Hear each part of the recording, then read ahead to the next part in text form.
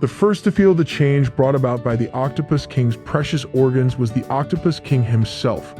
Next came Qin Gong, whose energy surged at an unprecedented rate. These two are now starting to undergo a transformation so massive that it can be called a rebirth. Thorn and White Tiger watched from the sidelines as their brothers ascended to become a different organism. Even Godtree himself did not expect such a massive change in those two.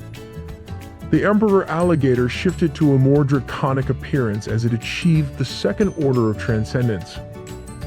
Qingong also assumed a new form, resembling a beast more than a normal human with his earth element integration. It was a sight to behold, and Godtree was incredibly pleased with the results.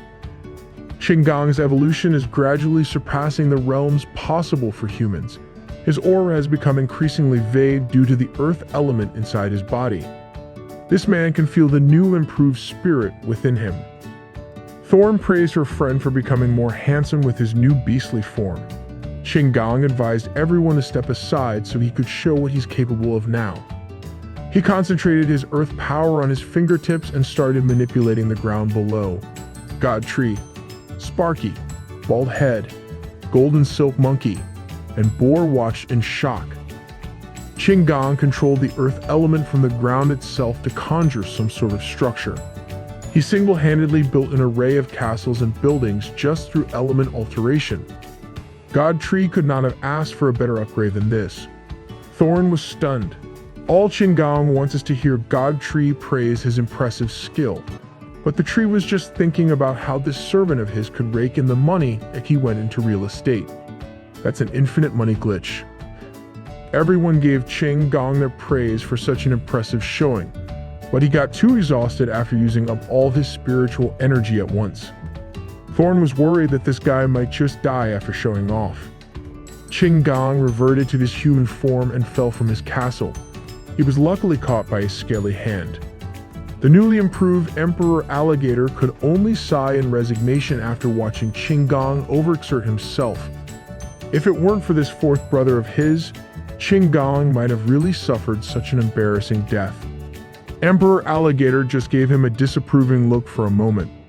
Godtree observed that the reptilian beast is starting to resemble that of a giant dragon. Its evolution path might be steering near the path of becoming a true dragon. In addition to that, this monster was still suppressing its own spiritual power, yet there's an aura of sharpness continuously emanating. The Emperor has also gained the Bloodthirsty Tyrant ability. As he gets more injured and angrier, his speed, strength, and healing multiply several times over. Godtree knows that this awakening is truly terrifying if it were placed on the battlefield now. As they were busy evaluating their improvements, Thorn started feeling multiple auras coming their way. Yuziu followed her line of sight and spotted a very domineering sight. The little Iron Eater Panda is drinking his liquor, and that's a sign that things are going smoothly. He's casually leading a massive pack of fearsome Arctic bears to meet Godtree. New companions just arrived. In addition, each step of the little panda is producing some curious effects. Qinggong noticed it and called out the little panda. This Iron Eater little fella is actually freezing the ground as he walks. Godtree was quite curious as to how that development happened. Finally, the pack of bears led by the cuddly beast arrived to seek an audience with Godtree. Yuziu looked at the bears staring at him while holding their breaths and not making any sudden movements. Little Panda's mission has been completed. He successfully called over a whole tribe of fearsome ice beasts. Little Bro is just doing side quests. Arctic bears of all shapes and sizes marched forwards. Even the cubs came a long way to meet Godtree. In response to their efforts, Godtree flashed a forced smile to welcome the new additions to the team. Instead of feeling secured, seeing the crooked smile made the Arctic bear cubs tremble with fear instead. Iron Eater Panda called out his boss for scaring the poor young cubs when you just wanted to make himself look cute. If you take a head count of these very powerful additions, you can see that there are not one, not two, but 4 transcendent First Order bears in the mix. Yuziu counted a total of 120 Arctic bears, including 4 powerful ones. He also decided that the one that marched ahead of the pack an Arctic bear with a gnarly battle scar on its eye, should be the leader. It was a mutated Arctic bear after all. It is broken through the second order of transcendence. On top of ice abilities, it also possesses a plethora of thunder techniques. God Tree became excited at the prospect of a giant bear with thunder attributes. They have bald head for thunder affinity, but this is on another level. However, he was extremely confused as to how Little Panda managed to bring a whole tribe so easily when the previous Arctic bears they encountered wouldn't even yield in death. This Iron Eater Panda may look dumb sometimes, but he can actually negotiate well. The bears agreed not to submit but to form an alliance with food and shelter included. God Tree approved of the business-savvy decision to integrate a powerful race without bloodshed and with just mutual benefits. The leader of the pack swears loyalty and assured them that the bears will be reliable allies. Yuziyu extended his roots and shook the mutated Arctic bear's paws as a gesture of unification. They will have each other's backs from now on. To celebrate this beautiful alliance, Golden Silk Monkey hurriedly brought out the massive jar of booze. The beasts under God Tree's halo drank heartily for the sake of new companions tonight. Yuziyu also tasked Qinggang to take the extra portion of the Octopus King's organ back to Leng Feng for consumption. He got so many things just for killing a transcendent third-order beast. 1.2 million evolution points and an additional 400,000 boost in raw spiritual power. The cherry on top is a new skill with high potential. Transference allows him to transfer his consciousness to a new plant, essentially making a new self. It might sound OP as hell, but God Tree worries that this would mean making multiple copies of himself, and it might not be as good of an idea as one would think. For now, he'll just forget it. This ability has no real use for now anyway. Just as that was happening, there's a fascinating thing happening somewhere far from the Misty Mountain. A plant the colors of a rainbow just started sprouting and blooming to a beautiful hue. It has also awakened consciousness, just like when God Tree started. The beautiful flower has bloomed in the middle of a shallow body of water in the middle of nowhere. It has only started awakening a conscious mind, and it's already affecting the surrounding elements in a drastic manner. The flower is already capable of emanating a high level of undeniable power to the point of reaching the skies. This phenomenon has caught the attention of the nearby human metropolis, the White Emperor City. The city's lord, named Wan Hao, a transcendent human inducted to one of the 10 great geniuses, was one of the first ones to sense the aura of an extraordinary treasure being born. He ordered his people to notify the Federation regarding the appearance of an extraordinary resource, as they must get manpower to make the first move. On the other side of White Emperor City was the equally prosperous and powerful Sea Guardian City. They just received news of the White Emperor Wang Hao's discovery and envied his luck for spotting such a treasure near his city's defense. Some people are fond of looking down on the White Emperor for being a commoner, a fool that doesn't even know what stroke of luck he just stumbled upon. Hearing those ignorantly arrogant words come out of his subordinate's mouth, the blue-haired lord immediately dished out a hard fist to the face. Sea Guardian City Lord Zhao Jiao, also one of the 10 great geniuses, doesn't need the commentary of low-level beings. Zhao Jiao is not letting this chance go by. He also wants to jump into the action and rush with his own manpower. Sea Guardian City's lord is a greedy man, and he's determined to obtain the extraordinary treasure for himself. The ones vying for this phenomenon are not just the White Emperor and Sea Guardian City. Other major metropolises like Yan and Most City are also mobilizing troops. Even some mysterious forces within the Federation are on the move. The human force is seething with hidden undercurrents.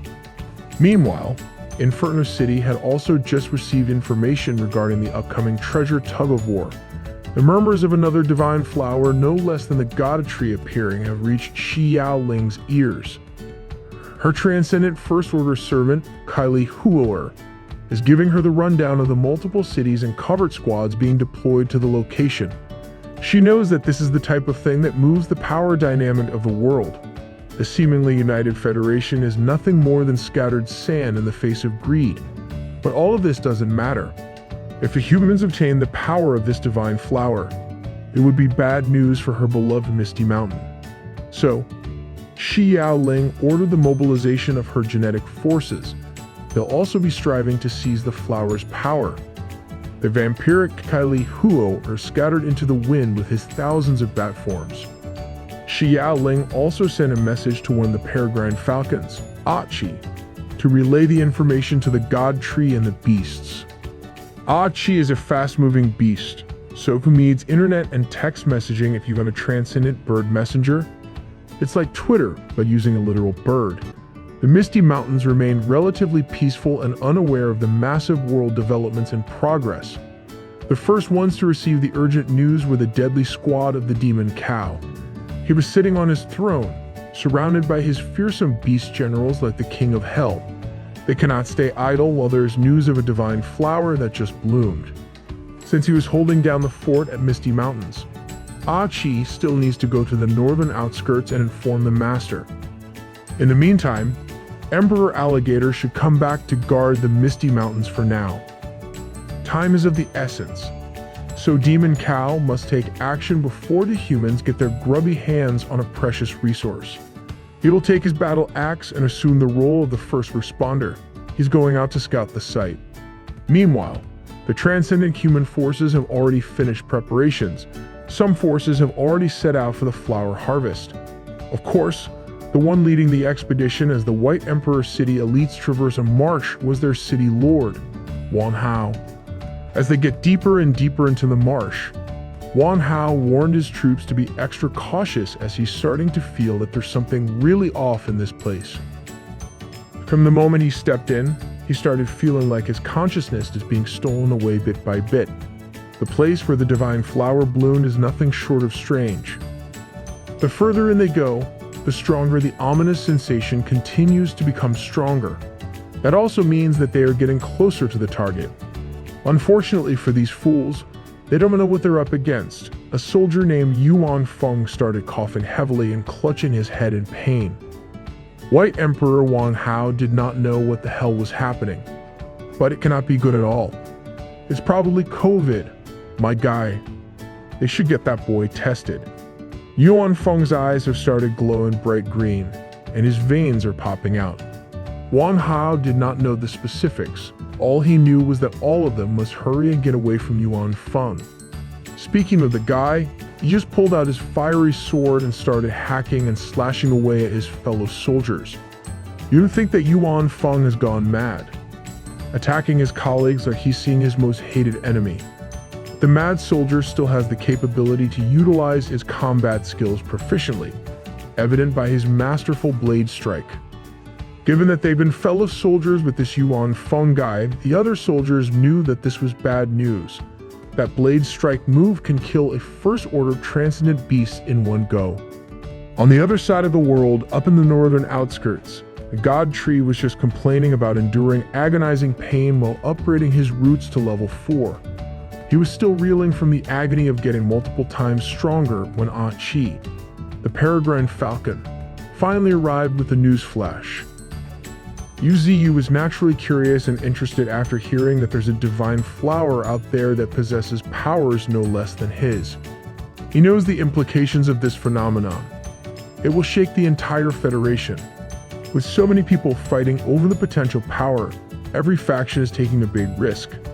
Demon Cow may have joined the fray, but he alone won't be enough. It's of the utmost importance to not let this flower fall into the hands of humans. With a job this big, God Tree only trusts his best general, the most powerful beast in his roster, the graceful Nine Tails.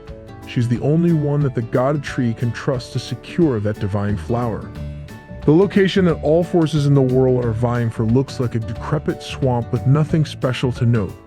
The second battalion that arrived at the site was the Sea Guardian City troops, spearheaded by their transcendent second-order city lord, Zhao Jiyao.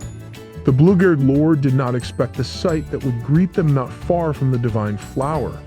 The White Emperor Wan Hao was just dejectedly sitting on a piece of log instead of seizing the treasure. No matter how tough and greedy Zhao Jiyao is, it's still a shocking sight to see a fellow city lord alone and down without his elite team. Wang Hao explained that those below second order of transcendence cannot even go near the site. The divine flower can control minds, and being low level is a guaranteed death sentence.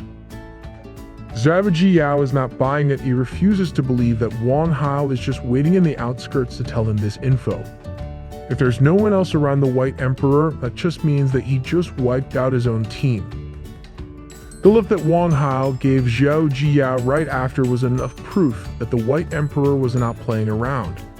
They can accompany each other or go solo. Zhao Jiyao is arrogant and greedy, but he's not stupid. He knows that this is a serious matter. So he plans to go ahead while leaving his vice commander to lead the rest of his brothers in arms to guard the entrance.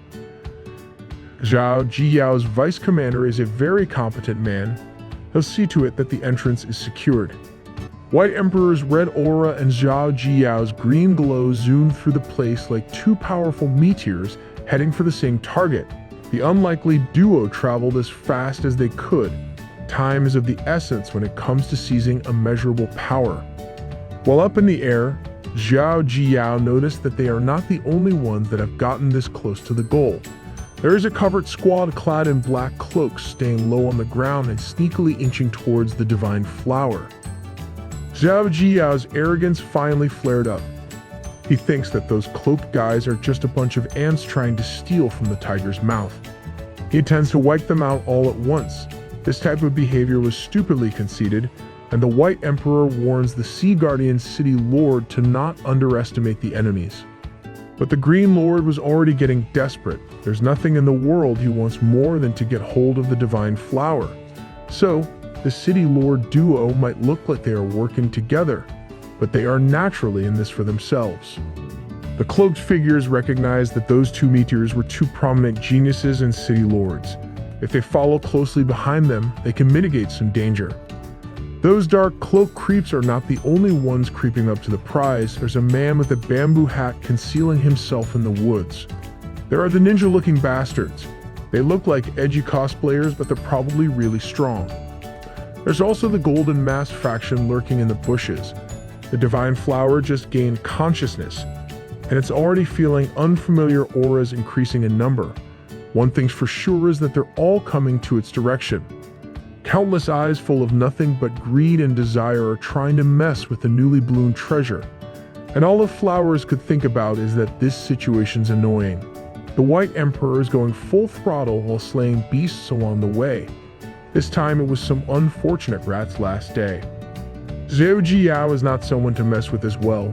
His bizarre green energy is used as a piercing laser that shreds through savage beasts. For a second-order transcendent city lord, this much destruction was like a walk in the park. But all the killing is slowing the duo down. The deeper they go, the more extraordinary beasts there are. All these nuisances are controlled by the divine flower. Among the swarm after swarm, there are several transcendent first orders mixed up. Wang Hao and Zhao Jiyao still have a bit of distance left until they reach the heart of the land where the divine flower lies. They must move quickly. The increasing number of beasts also indicates that they are getting closer to the target. They were so locked in and obsessed about the flower that they didn't notice something big coming, something that can shock the duo and the surroundings. By the time they noticed the anomaly, the massive aura was already looming above them. There was a gigantic horse beast running like a war stallion and destroying everything along its path. There was a savage raging steed, an extraordinary beast in the second order of transcendence. The duo is also on the same level, but a transcendent second order beast is at least a few levels stronger than a human. To make matters worse, they're facing not just one but two. A second order transcendent inferno abyssal falcon who's also targeting them from up above. Right now, the two city lords are sandwiched between two humongous monsters that can wipe out whole human armies. The duo's aim is to get the divine flower, so retreat is the wisest option. They can't let these monsters wear them down before even seeing a glimpse of the treasure. In the meantime, the divine flower was just chilling in its watery domain. But it seems like there's one person that managed to creep up without getting noticed. He's come within earshot of the flower, and there are no beasts around the divine lake. The man with the bamboo hat plans to devour that precious plant. He thinks that he might be able to directly ascend from the second order to the third order. No, perhaps ascending to the fourth order might even be possible. But those plans might have to be put on hold as a rushing force caught the fat man under the bamboo hat by surprise. Above him was the duo of Supreme City Lords flying like they're competing in a speedster face-off against one another. Zhao Jiyao and Wan Hao can now see their desired divine flower, and the desperation and greed couldn't help but surface. The sight of that divine plant can drive these power-hungry people to insanity. It's a priceless artifact, and there's not one deterrent in the vicinity. Unfortunately for the two city lords, the monstrous steed and falcon are still hot on their heels, and slowing down means going face to face with their lives on the line. Two men's misfortune is one man's gain. The bamboo hat fatty remained unnoticed by the four powerhouses that just flew by. Wan Hao knows that they're not going to get anywhere at this rate.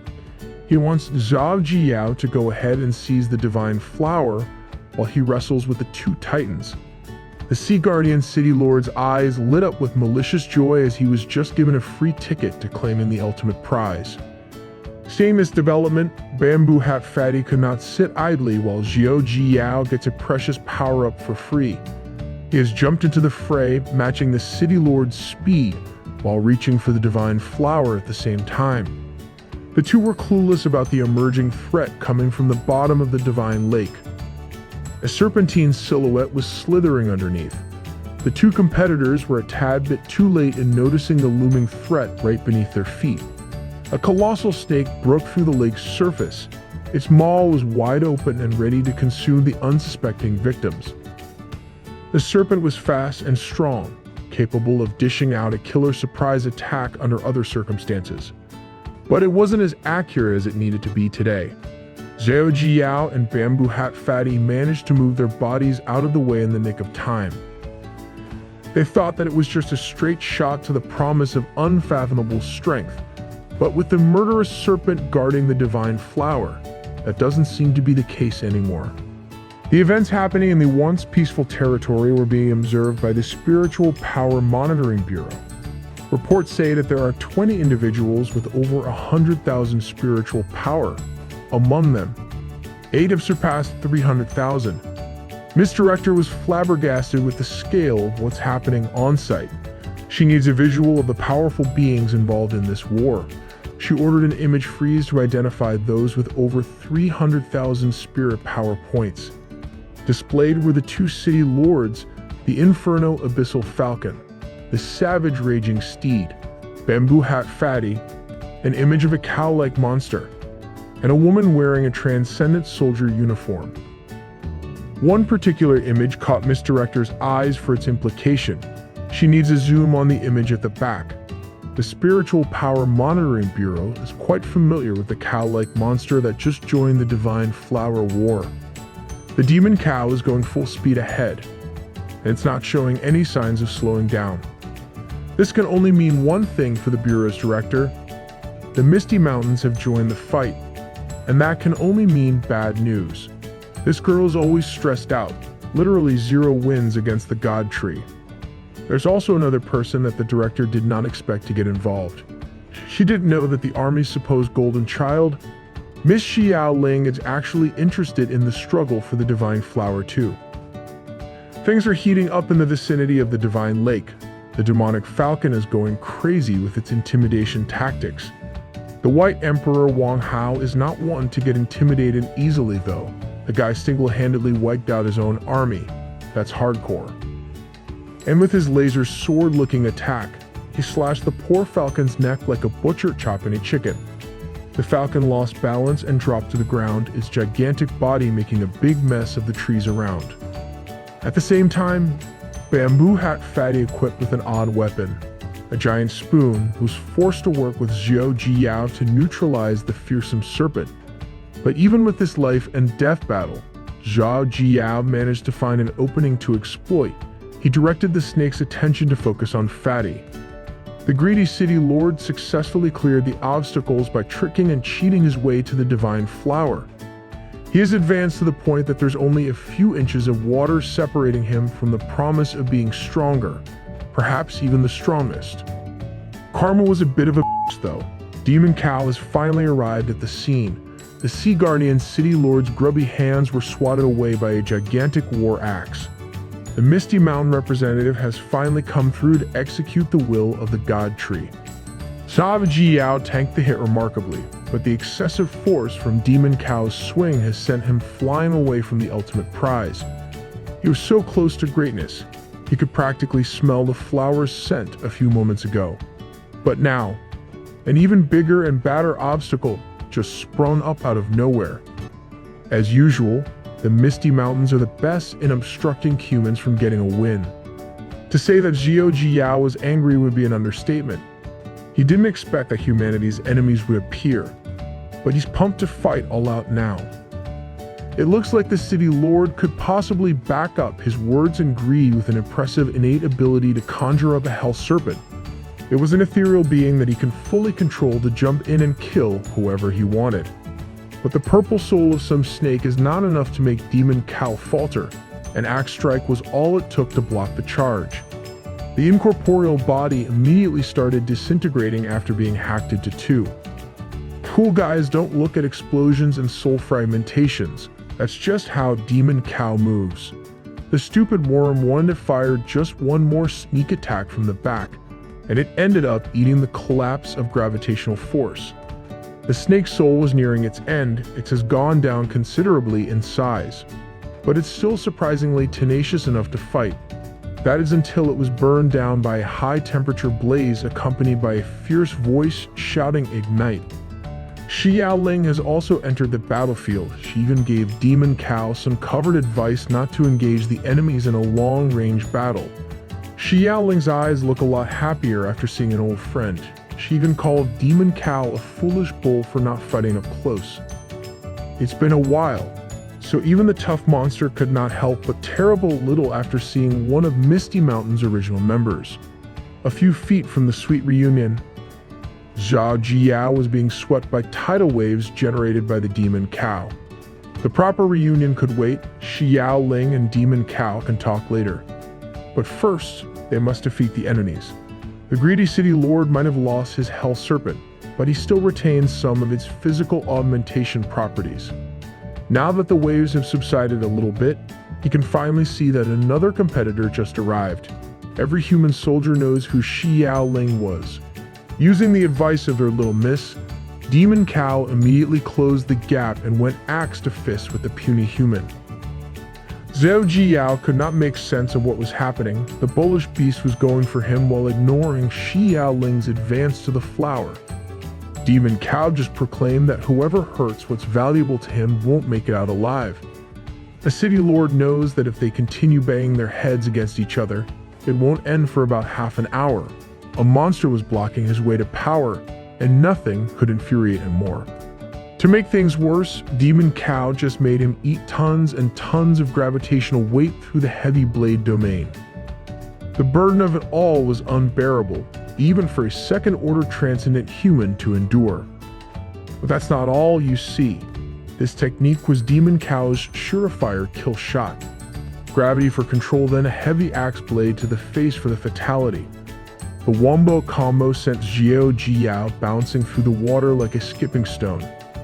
His internal organs were a wreck. He's been knocked away from the divine flower, and now he's throwing up blood. The frustration drove the arrogant City Lord to unleashing his full power. Demon Cow was confident that he could play with this human, but he didn't expect a display of such a malevolent aura. A few meters from the ongoing battles, Xiao Ling has arrived a few feet away from the divine flower.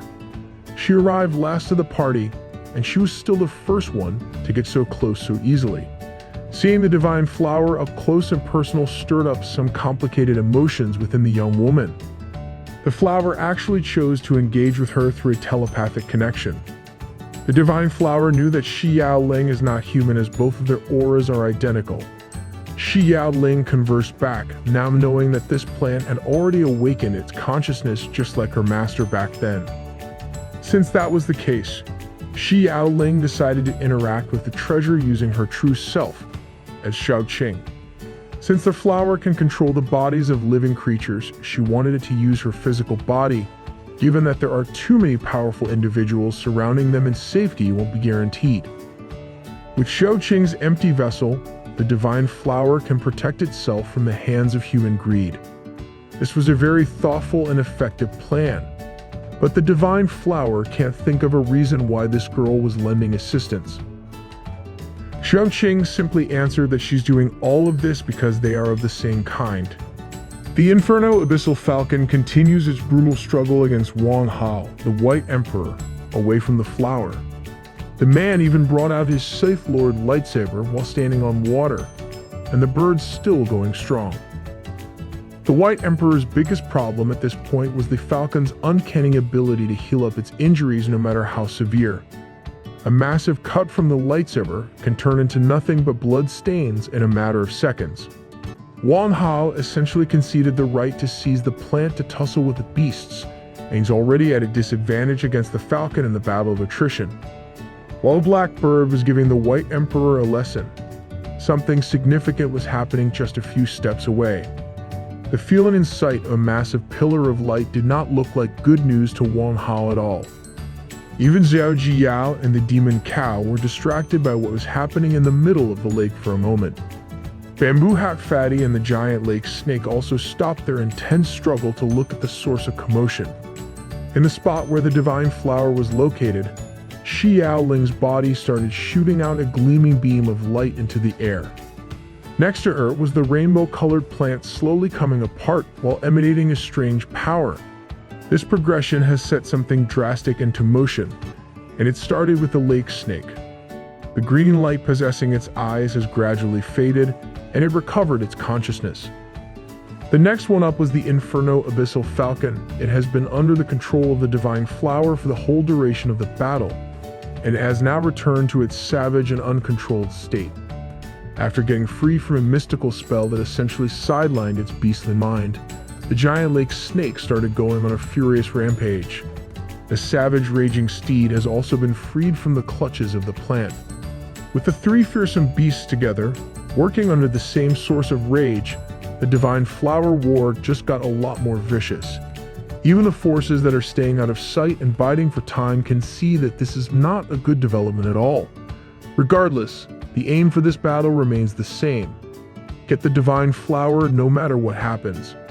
This is not the optimal time to reveal themselves, but the hidden factions have no choice but to move, or it will be too late. The demon cow wanted to get the reptilian-looking city lord out of the way to check on Shi Yaoling, but the man was not going to give him an easy pass. The three angry beasts and the covered human squad are all heading to Shi Yaoling's spot. All of them are trying to get a piece of the precious treasure. In response to the terrifying strike force heading directly for her, Shi Yaoling just quietly conjured her inferno butterflies. Countless faint and beautiful flutters of tiny wings can be heard flapping in the air. In the middle of a beautifully scorching display of skill was Shi Yaoling's terrifyingly destructive potential. She ordered her army of inferno butterflies to go ahead and burn those that dare encroach in her space. At the forefront of the incoming collision were the three raging beasts, intent on getting their revenge against the divine flower. These three have already lost rational thought, even though they were intelligent beasts of the second-order transcendence. In that moment, the only thing they saw besides Shi Yaoling's pillar of light were a few sparkles of fire glimmering in the air.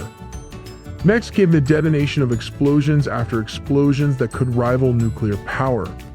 The burn was intense and destructive. It swallowed everything in its path.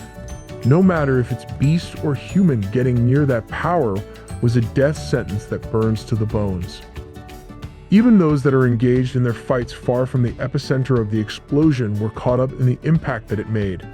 Some of the cover forces that chose to wait just a little bit more dodge a nuclear-sized bullet. The flames are so strong that they're evaporating the lake. The foolish lake snake, the other beasts, and the stupid opportunistic humans were eradicated just like that.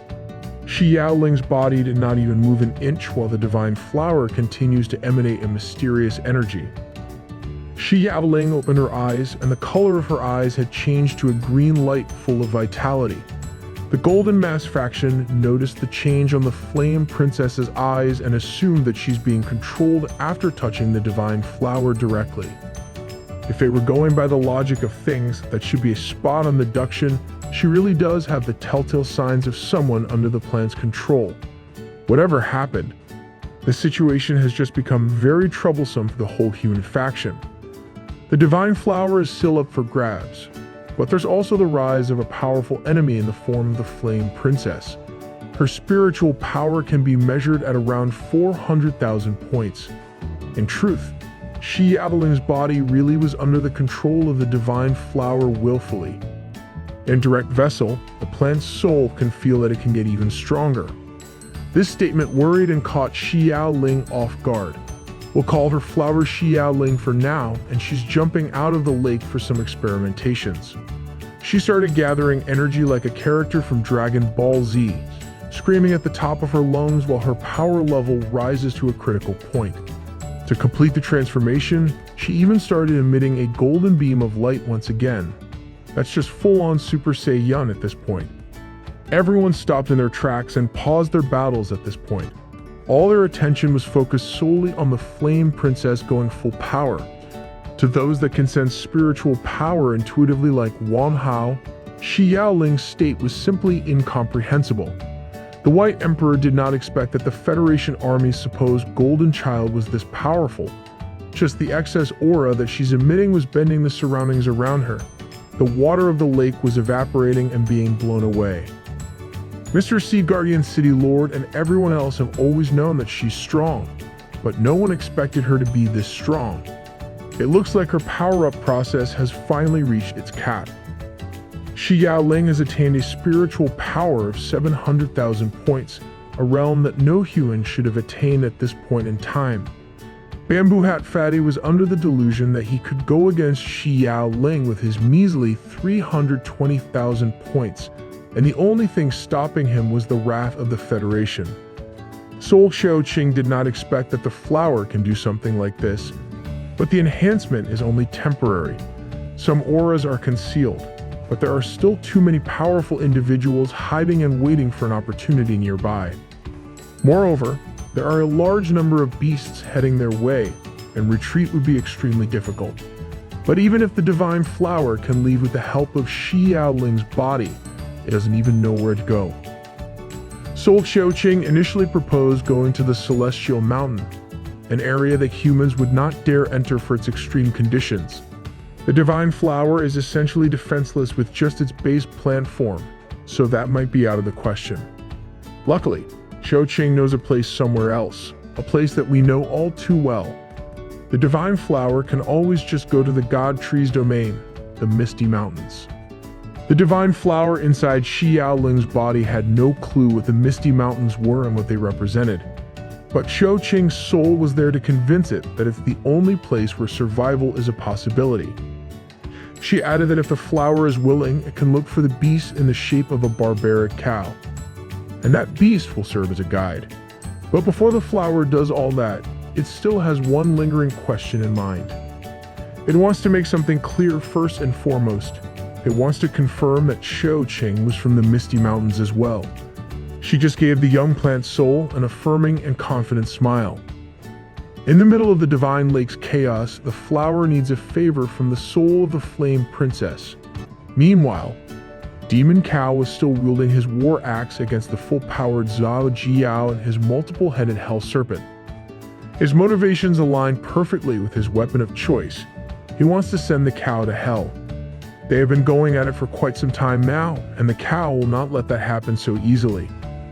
To make matters even bleaker for the city lord, Xiaoqing has chosen to intervene in the fight, dishing out a painful kick to the jaw. Zhao Jiao just can't stop taking L's. He has been bouncing around the Divine Lake every time someone interrupts his fights. Xiaoqing advised Demon Cow to hurry and take the Divine Flower vessel and leave the area immediately. She will now be taking over and holding the pesky humans off. Given that Demon Cow has been experiencing early signs of battle fatigue, he easily agreed. With the Divine Flower's soul inhabiting a premier vessel for power in the form of the Flame Princess, this much shouldn't be a problem. She started manipulating the surrounding temperature and conjured massive whirlpools of boiling water. The Golden Mask squad hiding in the nearby woods were equally impressed and terrified at the sight. Using the towering heights of the whirlpools and the temperature from the aura around her body, Xiao Qing detonated a special kind of bomb, a steam bomb that obscured everyone's sight. Everyone within the immediate vicinity of the massive divine lake was affected by the smoky steam bomb. The main target of the obstruction was the humans that were trying to get their hands on the prize. Meanwhile, the divine flower is now heading for Demon Cow unbarred.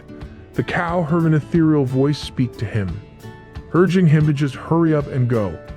Despite the thick cover of steam, the Golden Mask squad still managed to sense that the divine flower is in motion. This was the perfect time for them to finally make a move. Bamboo Hat Fatty also refuses to let such a tasty treasure slip away after struggling to get this far. His will to get to a higher level of strength was admirable. However, a fiery laser beam won't let him get too far.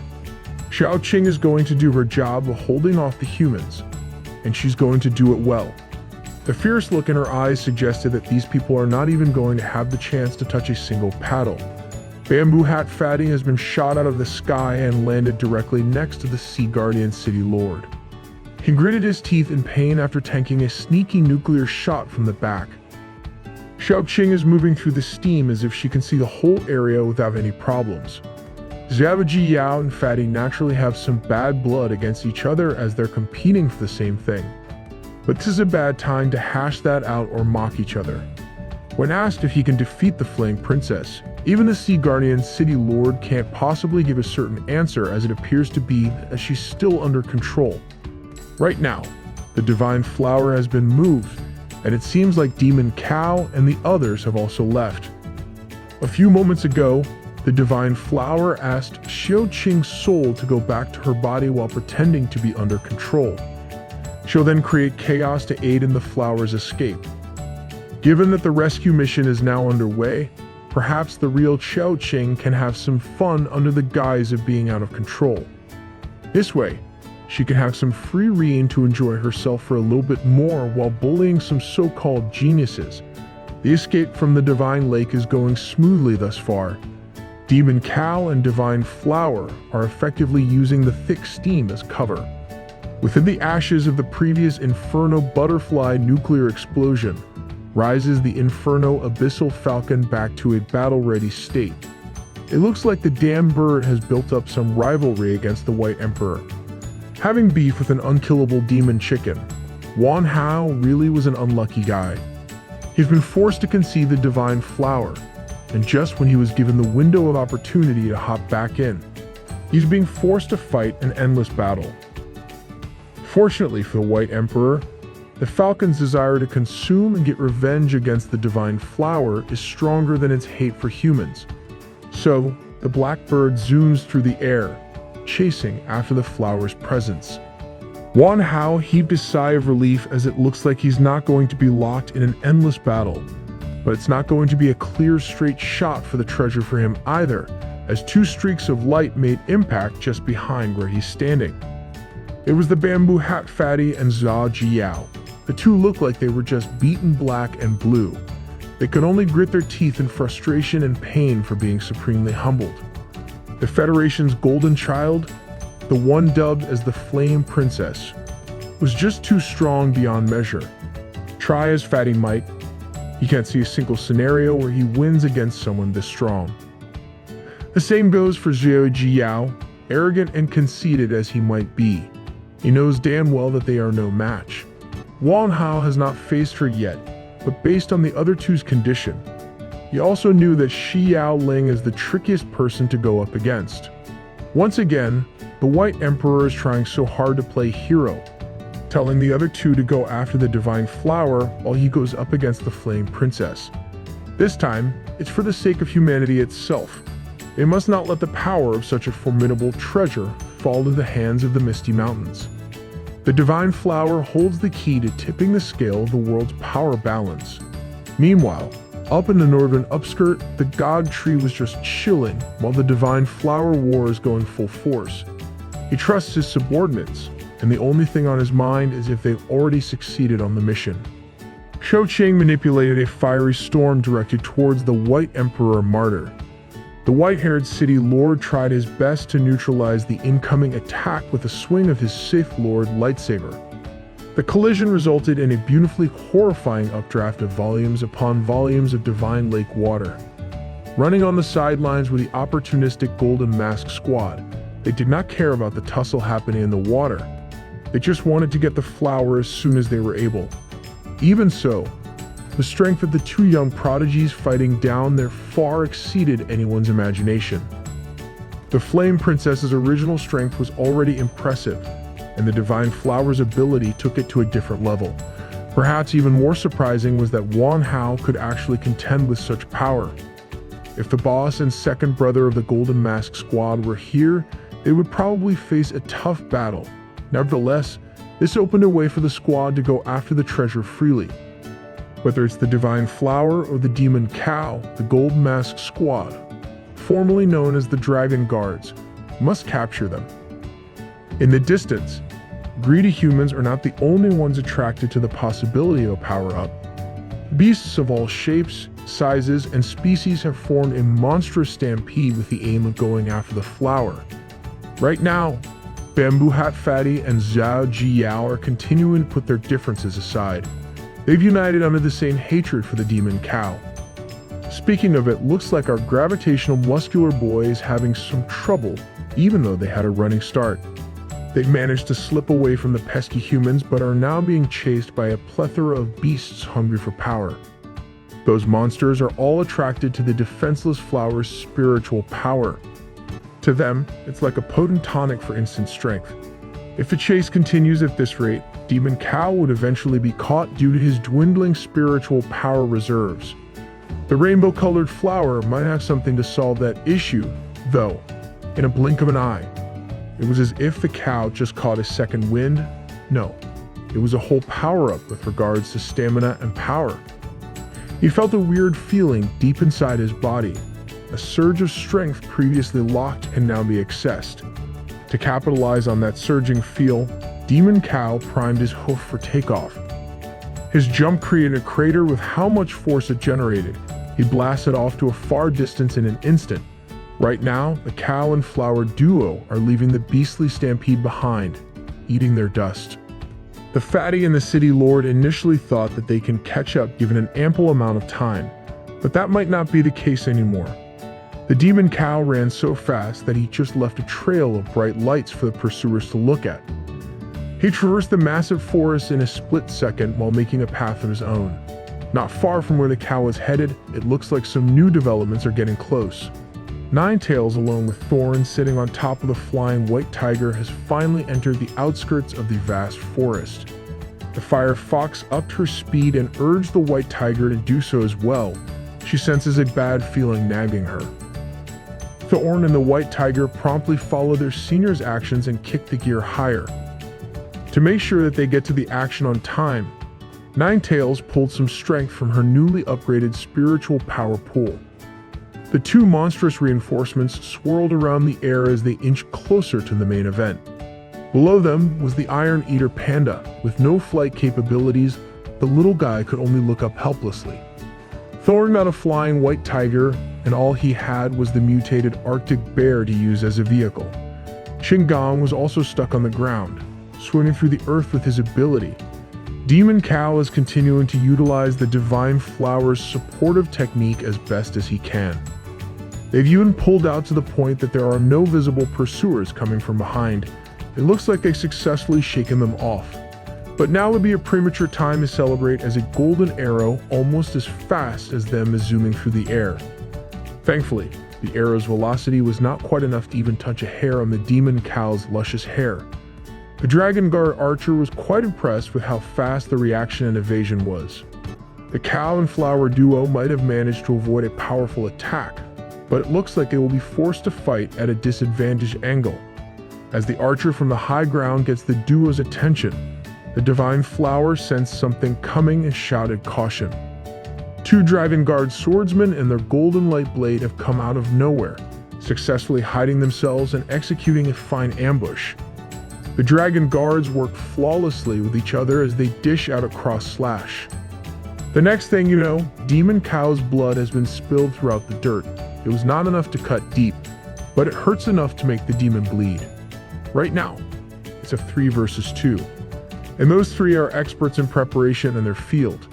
Now that Demon Cow can get a clear picture of the enemy, he noticed that these people have strong auras. Still, he believes that they are not strong enough to the point of being unbeatable yet. The bigger problem now is the large number of beasts that are rampaging closer and closer behind them. Demon Cow finally understood why the God Tree wanted his subjects to act together at times like this. The Dragon Guards proposed a deal. He just must hand over the divine flower and his life will be spared with no problems. Hearing that come out of the mouth of some random nobody deeply insulted Demon Cow. He turned his gravitational ability on, and the Dragon Guard swordsmen immediately felt the weight of the world on top of their shoulders. They have never experienced something quite as intense as this gravitational force manipulation. The cow has got them in the ropes, and he's not going to hold back anymore.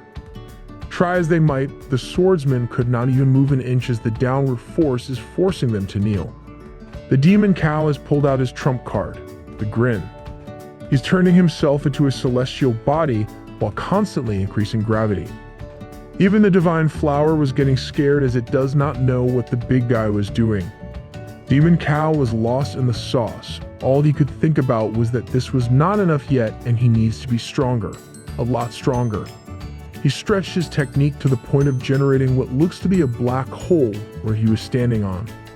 3 high-ranking Dragon Guards have surrounded the Demon Cow, but now it looks like they're the ones on the back foot. This pause in running has given Zhao Jiyao and the bamboo hat fatty some time to catch up. They come close to the point where they are feeling the fight happening up front, but the farther they go, the stronger the gravitational force is becoming. In the battlefield, it looks like it will go down as a battle of sheer will and brute strength. One of the Dragon Guards scoffed at the gravitational force. He insisted that this power is not beyond what his body can withstand. The Dragon Guard intends to contest Demon Cow's power directly to see whose body will be brought down first.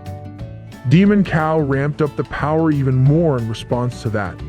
But to his surprise, the Dragon Guard has managed to withstand the increasing weight and even got close enough to go for a punch. He's not one to shy away from an all-out brawl though, he's going fist to fist if that's what he needs. The swole Dragon Guard and the brutish cow landed their respective punches at the exact same time.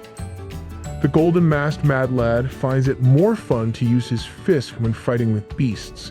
He even managed to go even with the first exchange against the cow.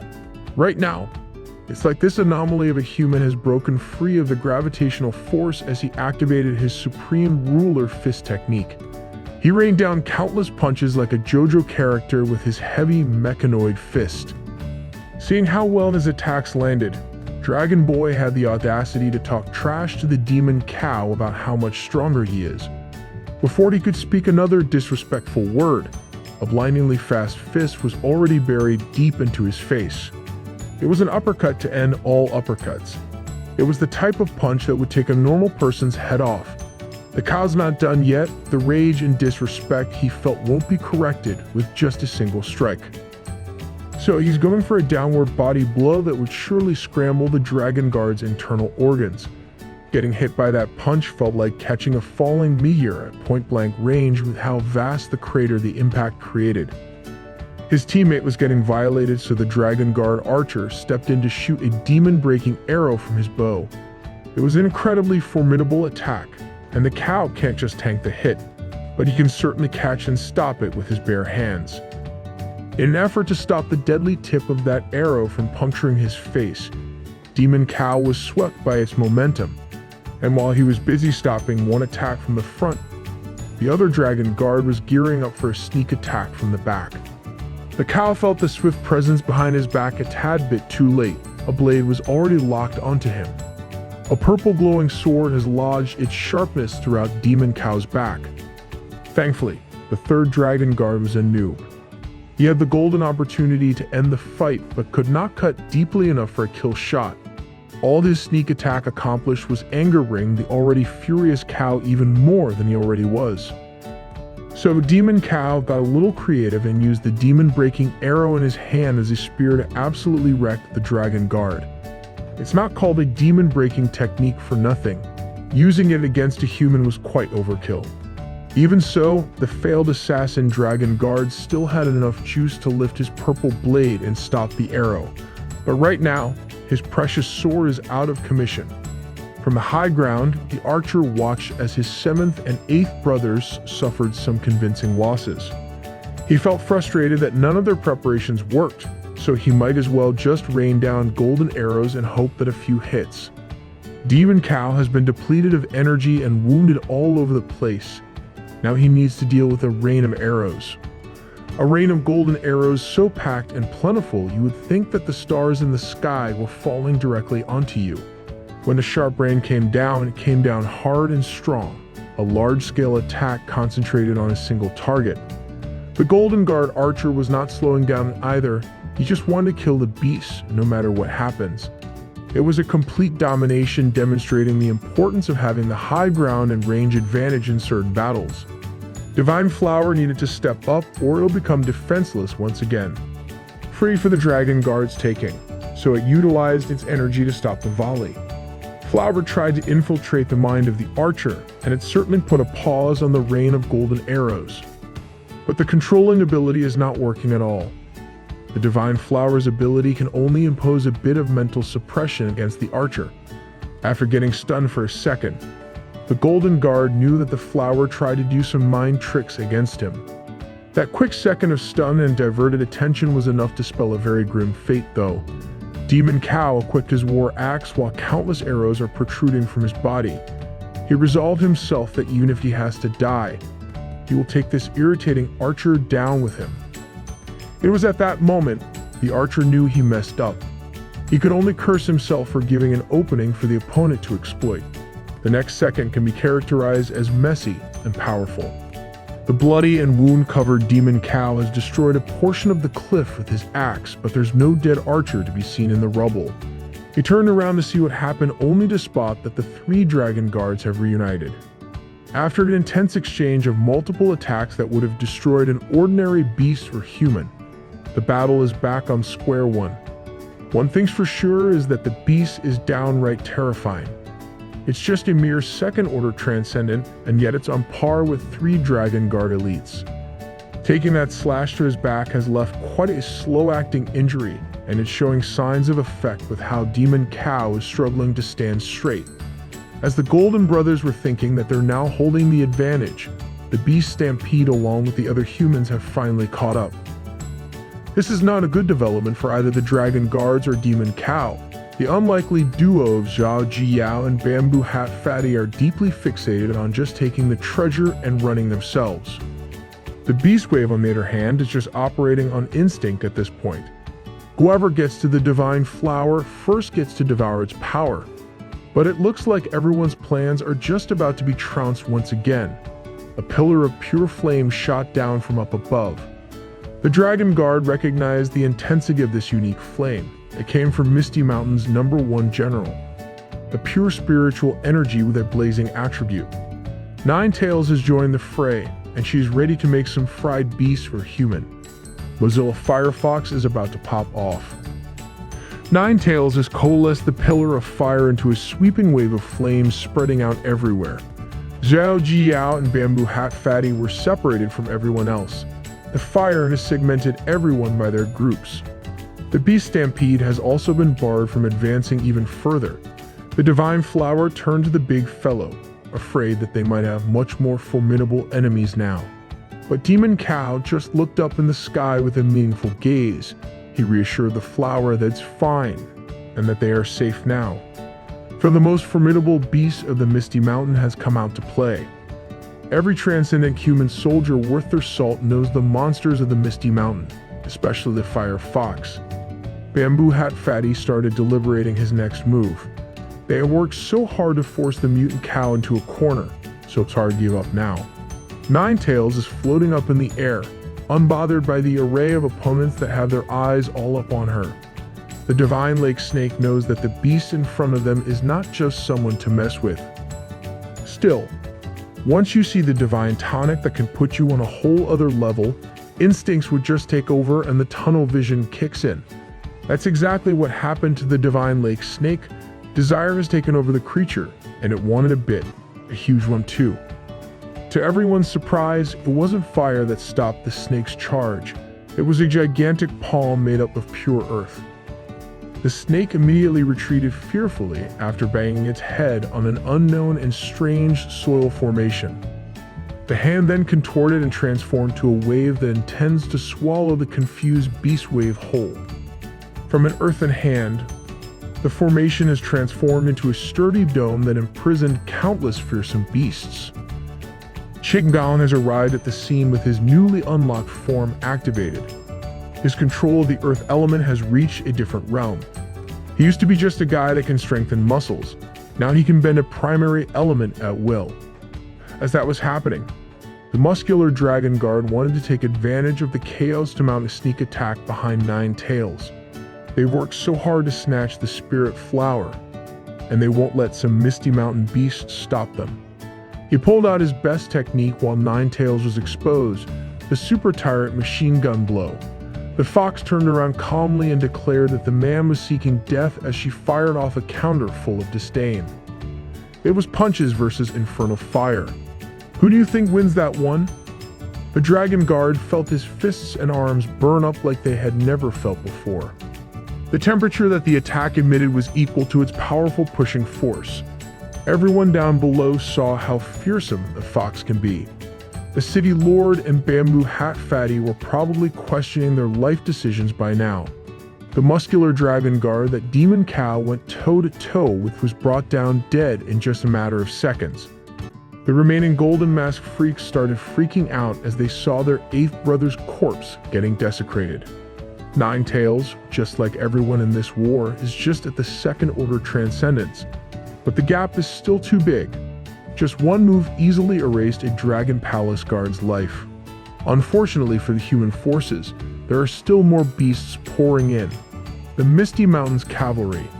The dignified paws of a white tiger gently landed on the ground as he folded his angelic wings neatly. Thorn carefully dismounted and prepared herself for war. The elite attack force of the Misty Mountain beasts has come out to teach the humans the difference between their strengths. Divine Flower was delighted that this fresh force is the big fellow's friends. Every single one of them possesses an impressive level of spiritual energy. But there's still someone else missing from the party. Iron Eater Panda and his trusty Arctic Bear have run out of breath after trying and failing to catch up to the others. The arrival of new beasts might have sent the others to despair, but Bamboo Hat Fatty felt his heart skip a beat for different reasons. He knew that the first time he laid eyes on Thorn's beauty, that he was in love. That did not escape White Tiger's attention. It pissed off that big cat for some reason. He did not waste a single second and pounced on the Fatty with a murderous roar. Fatty was just staring and falling in love, and now he's suddenly getting attacked. In this world, simping is punishable by death through tiger. White Tiger spoke in perfect human tongue that everyone should quickly head to the master's side, otherwise everyone will die. Fatty just became even more confused. He had no idea what this big cat was yapping about. He narrowly avoided getting Thorn destroyed by blocking White Tiger's claws with his big spoon. Meanwhile, Sea Guardian City Lord is suiting up with his Inferno Serpents to go up against Thorn. He conjured the maximum amount of serpent heads and ordered them to charge. Thorn promptly responded with a very fitting counter, a vine attack that can serve as both defense and offense. The two similar styles of combat collided in a very colorful display of power. The Dragon Guards are not going to let the killing of one of their brothers slide. They are going after Nine Tails. But that will not be a simple matter at all. Try as they might to exploit openings and blind spots. Nine Tails just has the superior speed. She's not one to pull back too. Dodging an attack opens the possibility to counter with her fire. The Dragon Guard with the golden blade was swallowed by a scorching heat. It took everything that Dragon Boy has to shield his body from being turned into nothing but ash. Just like what he did with Demon Cow, the Dragon Guard archer is taking advantage of other combats to launch his rain of arrows. In just a few seconds, the archer managed to fire a lot of golden arrows only to be blocked by a thick layer of earth. The dome below their feet can easily be molded to whatever Qin Gong wants, and now it's serving as a shield. Qin Gong's next action was to contain the long-range threat on an earthen cell of his own once and for all. Where there is fire, there is Qin Gong. In the narrow sphere made of soil, he's taking on the archer in point-blank range. While all that was happening, Iron Eater Panda was still heaving for air a few miles away. He wonders if the war is over. He thinks that his allies won't win without him, so he needs to go lend help. There are fights happening all over and at the top of Qin Gong's earthen dome right now.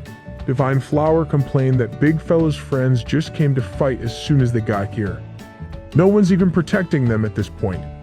And with Demon Cow being severely injured, the incoming neighing of the savage raging steed is even more ominous. Flower did not expect that the dumb horse is not dead yet and it's charging straight for them. While the Divine Flower was freaking out, Demon Cow just sat unmoving while saying that he doesn't care. Even when the massive savage raging steed was just a few meters away from them, Big Fellow just sat there. That was because he believes that another little critter will arrive to make his entrance. And he did. Iron Eater Panda really likes making a grand entry. Just a moment ago, the little guy was dying of fatigue after running all day. Now he's smiling ear to ear as soon as he got to punch a horse in the face. Divine Flower might be the first one to prove that flowers can blush like a schoolgirl. And it's happening because of how allegedly cool little Panda was. Whether Panda is cool or not is up for debate, but his strength is the real deal. One punch sent the massive horse crashing to the earthen dome. Wearing his signature grin, little Panda made it in the nick of time. As soon as the cuddly bear looked directly at its direction, Divine Flower blushed even more. Demon Cow wanted to warn Panda that those humans and beasts are second-order transcendent and not to be underestimated. As always, the little guy is a ball of confidence. He even directly reassured the flower that it won't be harmed anymore now that he's here. After a brief talk with the cow, Panda is now jumping back into the fray to kick some horse ass. Divine Flower could not help but gush over how cool Panda was. White Tiger was continuing his relentless assault on the fatty that looked at Thorn a little too long. Fatty has lost his disguise, he's been scratched and wounded, and continuing this fight would only lead to death from exhaustion. Now that he's backed into a corner, he's going to need to pull out a move that he really doesn't want to use. Using this secret technique, even if he wins, would have far too heavy side effects. He has the ability to store an abnormal amount of matter inside his belly, and his weapon of choice was stomach acid. He releases everything that he has been stockpiling, and the sheer amount of the vile acid has blanketed the entire area. Definitely in the top 10 nastiest special moves of all time. Any living thing not strong enough to withstand the corrosive effect of the acid was met with a terrible fate. There was so much of this deadly viscous liquid that it even coated Qin Gong's earthen dome. After releasing his most powerful move, Bamboo Hat Fatty has turned into a sickly-looking boy with no meat on his bones. To devour the Divine Flower, he stored a large amount of stomach acid inside his system. One move used up all his prep work, but at least he won. All he must do was run away and recover some of his strength back now. He thought he won, but that was far from the truth. The acid did not even damage White Tiger one bit, and the ferocious attacks of the beast ultimately found its retreating malnourished victim. At that point, he knew what was about to come. It was over. White Tiger is as relentless as they come. The beast just saw the fatty look at Thorn in the way that he did not like, and the punishment was a violent death.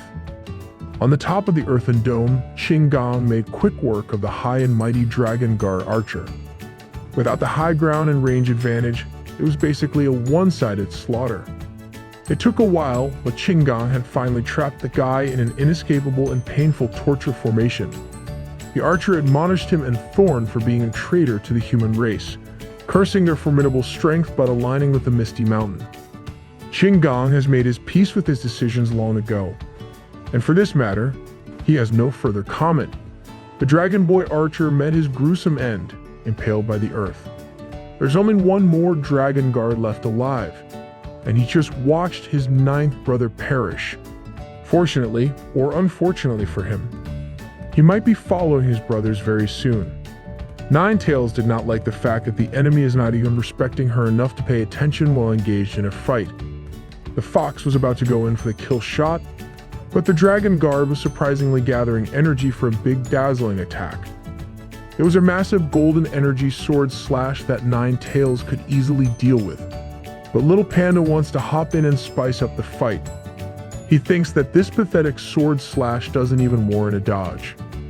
He just took it head on and easily dispersed the golden energy like it was nothing. The dragon guard seems like he recognized the little panda, but our boy could not care less. He's going for kills. A punch from that tiny body could cripple even the sturdiest experts. Little Panda would shatter your organs, then give you the most hauntingly innocent grin. Since the start of rapid evolution, humans have incorporated every panda in the world. There's just one of their species that ran away from the Blackbird Club Zoo. The name of that panda was Chizai. Little Buddy was naturally surprised that this random enemy knows his name.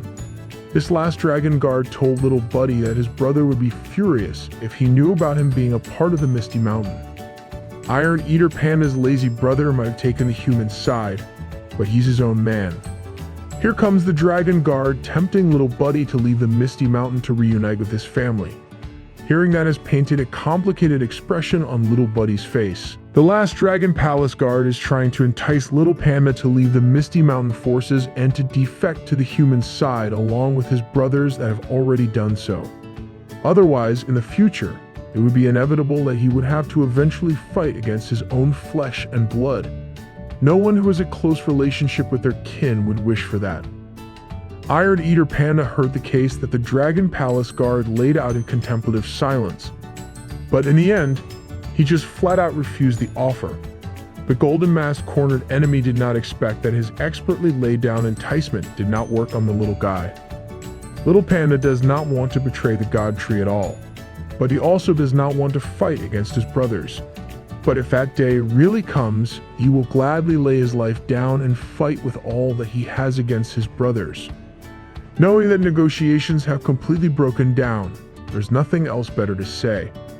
The last Dragon Palace guard conjured up his energy blade and threatened to unleash his strongest move to end this farce. He knows full well that he will die in the process, but he was hell-bent on making these beasts pay a hefty price as revenge for his fallen brothers. The man really was emitting an abnormally strong aura that tickled the beasts' instincts to get out of the area as soon as they could. It is evident that even if they were able to somehow dodge this incoming attack, it won't be unscathed. No matter if they take it head-on or try their best to dodge, it'll be a losing situation. The preparations are done, and the Dragon Palace guard's final gambit is ready to be served. This is the final counterattack of a transcendent rank 2 practitioner with no more regards for his own life and safety. The purple energy sword swung down. Heaven's slash was about to be unleashed upon the world, and it was so sharp that it could cut down mountains. But the Beast faction has the Polar Bear King's sheer weight. He might be a late addition to the team, but this guy's timing is just too godly. Ninetails and Iron Eater Panda watched in awe and shock as this cuddly giant bear just ended their problem with a simple maneuver. The two might be prodigies when it comes to offensive combat power, but even they were sure that they could not do what the bear did just now. To make things worse for the poor Dragon Palace guard, the Polar King Bear did not even mean to do that. He just tried to get into the fight as fast as possible, and just happened to kill the enemy. On the other side of the battlefield, Thorn has been giving the Sea Guardian City Lord a tough time with her deadly vines. Zhao Jiyao knew that he was in the worst case scenario now. Everyone has been wiped out, and if this goes on for much longer, he's certain that he'll die too. He tried his best to focus on his vision to at least have some semblance of a chance to dodge and survive to find an opening to escape. But Thorn turns into a completely different beast in the face of her enemies. Her gentle demeanor disappears, and what takes over is a brutal killing machine. Zhao Jiyao slipped up for a fraction of a second, and that was enough for Thorn to pierce the greedy city lord's body cleanly. The Divine Flower turned to the recovering big fellow Demon Cow as they watched the Beast faction win all their battles. Demon Cao already expected this to happen, so it was not a surprise for him at all. This is the Misty Mountain's true combatability after all. No matter what the enemies put forth, they will answer with relentless domination. In short, they got that dog in them. While this war was raging on, there seemed to be some parties that stayed away far from the action, only observing what was happening. There were two beasts watching the struggle for the divine flower unfold. They looked as though they are in the Fox clan. It's a good thing that they didn't get greedy and jumped into the commotion. Otherwise, their corpses would be among the many out there. Both knew that the Misty Mountain's power is not the type of force that they can handle right now, but the foxes do not seem too worried about that. What surprised them more was that other than the god tree himself, there's also an outstanding beast among the Misty Mountain beast force that possesses an unfathomable combat ability, and she's a member of the fox race too. The Black Fox was certain that Nine-Tails' bloodline is not normal. Even if they maintain a healthy distance from the front lines, her pressure can still be felt. White Fox took this as motivation to become as strong as that Fire Fox too. Near the Divine Lake, the entire topography of the area has been destroyed and altered from all the intense fights. Wang Hao, the White Emperor, is sitting on the rubble with various injuries all over his body. He looked up to see the one responsible for putting him in this miserable state. It was the Flame Princess Xiaoling. Wang Hao was still under the impression that this girl was still under the control of the Divine Flower. Little did he know, she's just playing with him for the fun of it. He tried to talk her down now that she is slowed down, thinking that the manipulation of the Divine Flower has finally stopped. He wanted to appeal to her human side, saying that this is not like her at all to be controlled by the Spirit Flower, as if she knows Xiaoling on a deeper level. She insisted that this was just a small accident. Yes, a small accident that essentially got everyone killed. Wang Hao himself had to use 50 years of his lifespan as spirit energy just to try and contain her. The White Emperor kept on yapping and yapping about how big the price he had to pay to bring back Xiaoling's sanity when she had it all throughout the fight. Now she's just wondering if Demon Cao and the rest have successfully escaped, not paying attention to Wang Hao's rants. She then turned around and walked while making an excuse that she'll go check if there is a chance to snatch the Divine Flower. With his horribly aged face and depleted spirit energy, Wang Hao kept on proclaiming that he saved Xiaoling's life and in exchange, she must marry him. You're not that guy, pal, trust me. You're not that guy. He said all that only to get ghosted by the girl that was just messing with him and having a fun time in battle. The other city lord wasn't as fortunate to keep his life. His corpse was now littered alongside the Dragon Guard palaces. Due to his greed and refusal to yield the treasure to a stronger force, his life has now been forfeited. But it looks like it's only his physical body that has perished. Zhao Jiyao had the secret ability to separate his soul from his physical form, a rare and useful ability for situations like this one. He never thought that the Misty Mountain's reinforcement would be this strong. Even the other parties vying for the Divine Flower were slaughtered. Even though he lost his body, he still has the possibility to restart with his soul intact. Just as he was thinking about that, a corporeal being the same as his soul suddenly appeared out of nowhere, and its target was locked in on the poor sap. Zhao Jiyao was as vulnerable as he can be in this form, and he did not even see the threat until now.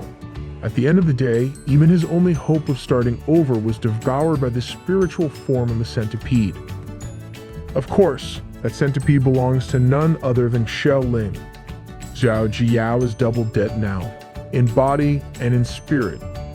All of his remaining life force and spirit energy has been transformed and spat out as a tiny orb of pure power. With that, the war for the Divine Flower has officially ended. It is over.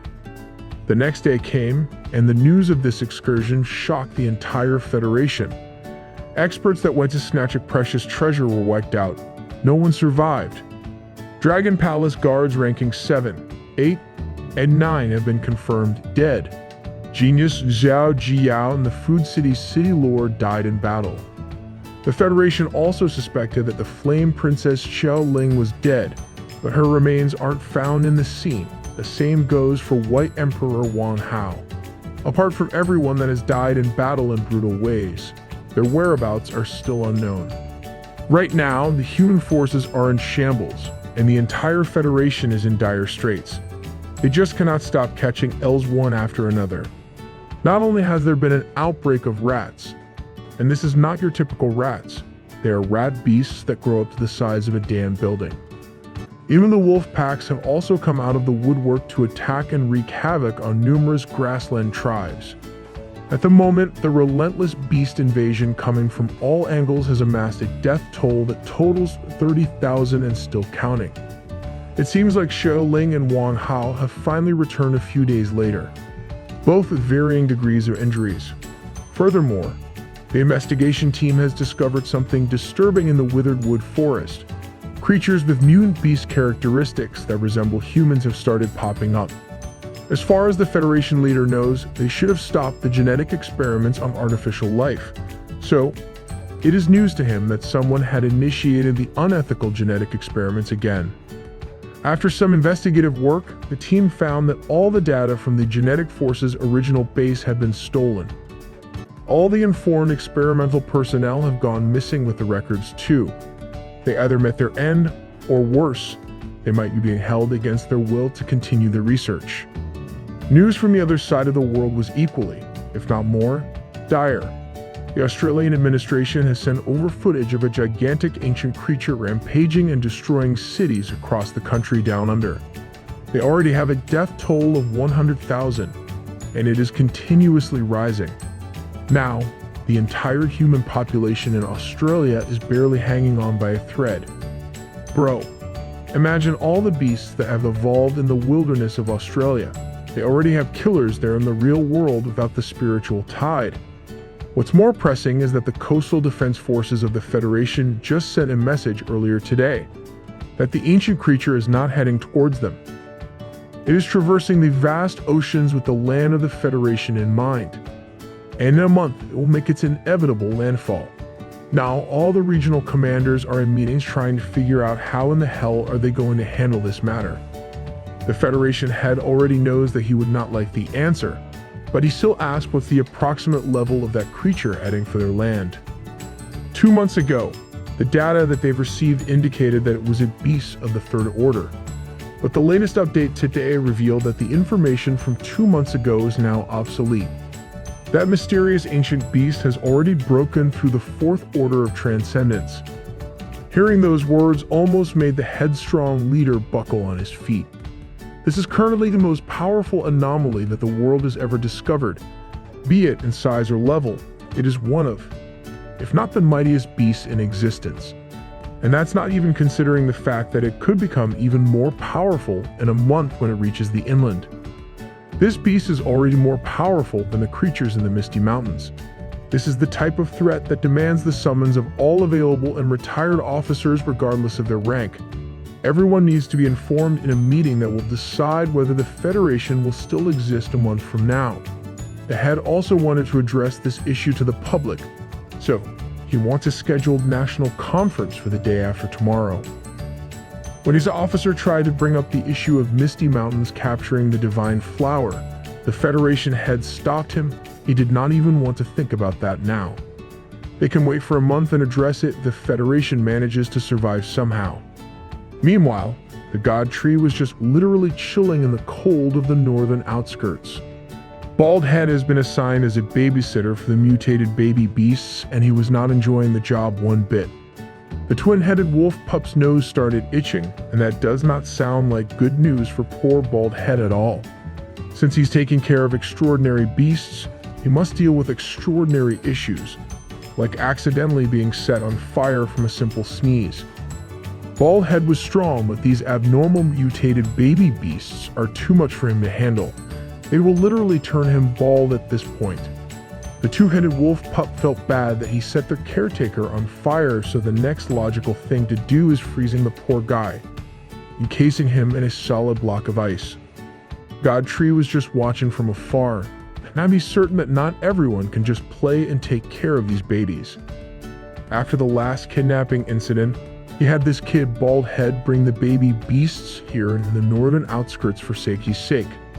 He also wanted to take the chance to enhance the wolf's strength by feeding it with ice and fire spirit stones.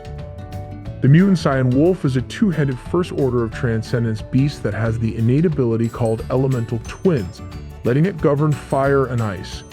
It also sports the special abilities of savage bite for physical prowess, glacial flow, and blazing fire for elemental attacks.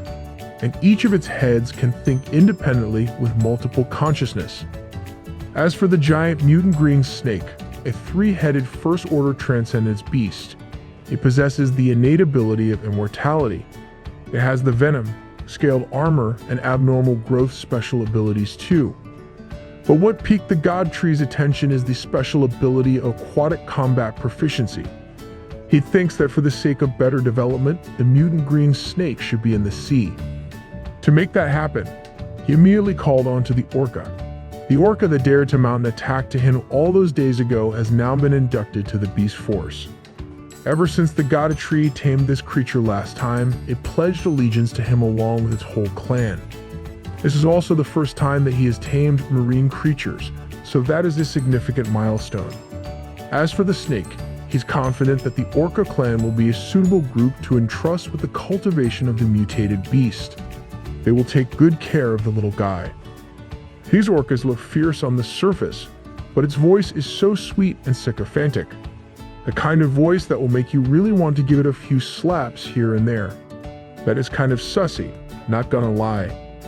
He reminded the mutant snake to follow the orca well, and when this baby reaches the second order, God Tree will personally come back and pick up the new addition to the team.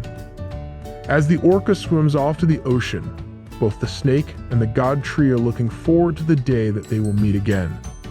The next one would be the wolf pup. The little guy is tasked to eat the spirit stones until it can freely control the ice elemental power. As for the last one, the mutated monkey, it will be left to the care of the golden silk monkey to train. Bald Head has finally broken through the encasement of ice, and he did not have a good time at all. As soon as he broke free, he immediately looked for the three baby demons for his revenge, but they were nowhere to be found. With no outlet to pour his anger and vengeance on, Bald Head angrily screamed his frustrations. When he finally calmed down, the roots of the God Tree attacked him from behind. Yuziu has decided that he will personally train this troublemaker. Both the monkey and boar's strength have already far surpassed Bald Head's due to sheer laziness. His progress has fallen through a crawl, and he was not progressing nearly fast enough. If Bald Head continues to be such a lazy ass, God Tree might seriously consider killing the unruly honey badger. The trading has already started, and the new beasts watched in fear as their God Tree basically tortured Bald Head. They went at it for basically a whole day, not stopping even when the sun has set, the dark has settled in, and even when the morning shine has come back. 5 days of non-stop combat training later, Bald Head has trimmed off all the fat in his body and achieved a frame of a bodybuilder with steroid issues. These 5 days have been excruciatingly exhausting, but the rascal has kept up. Luckily, the hellish training was not in vain.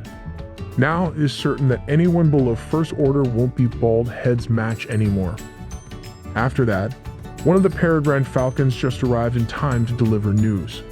It seems like the party that they have been waiting for has finally come back. Bald Head was feeling prideful. He was excited to let everyone see the results of his special 5-day training. He has achieved the peak of First Order transcendence after all. The group had slaughtered several experts from the human side and succeeded in the divine flower retrieval has finally arrived at the northern outskirts to report back to the God Tree. White Tiger and Thorn are now at the peak of First Order and can break through to the second anytime now.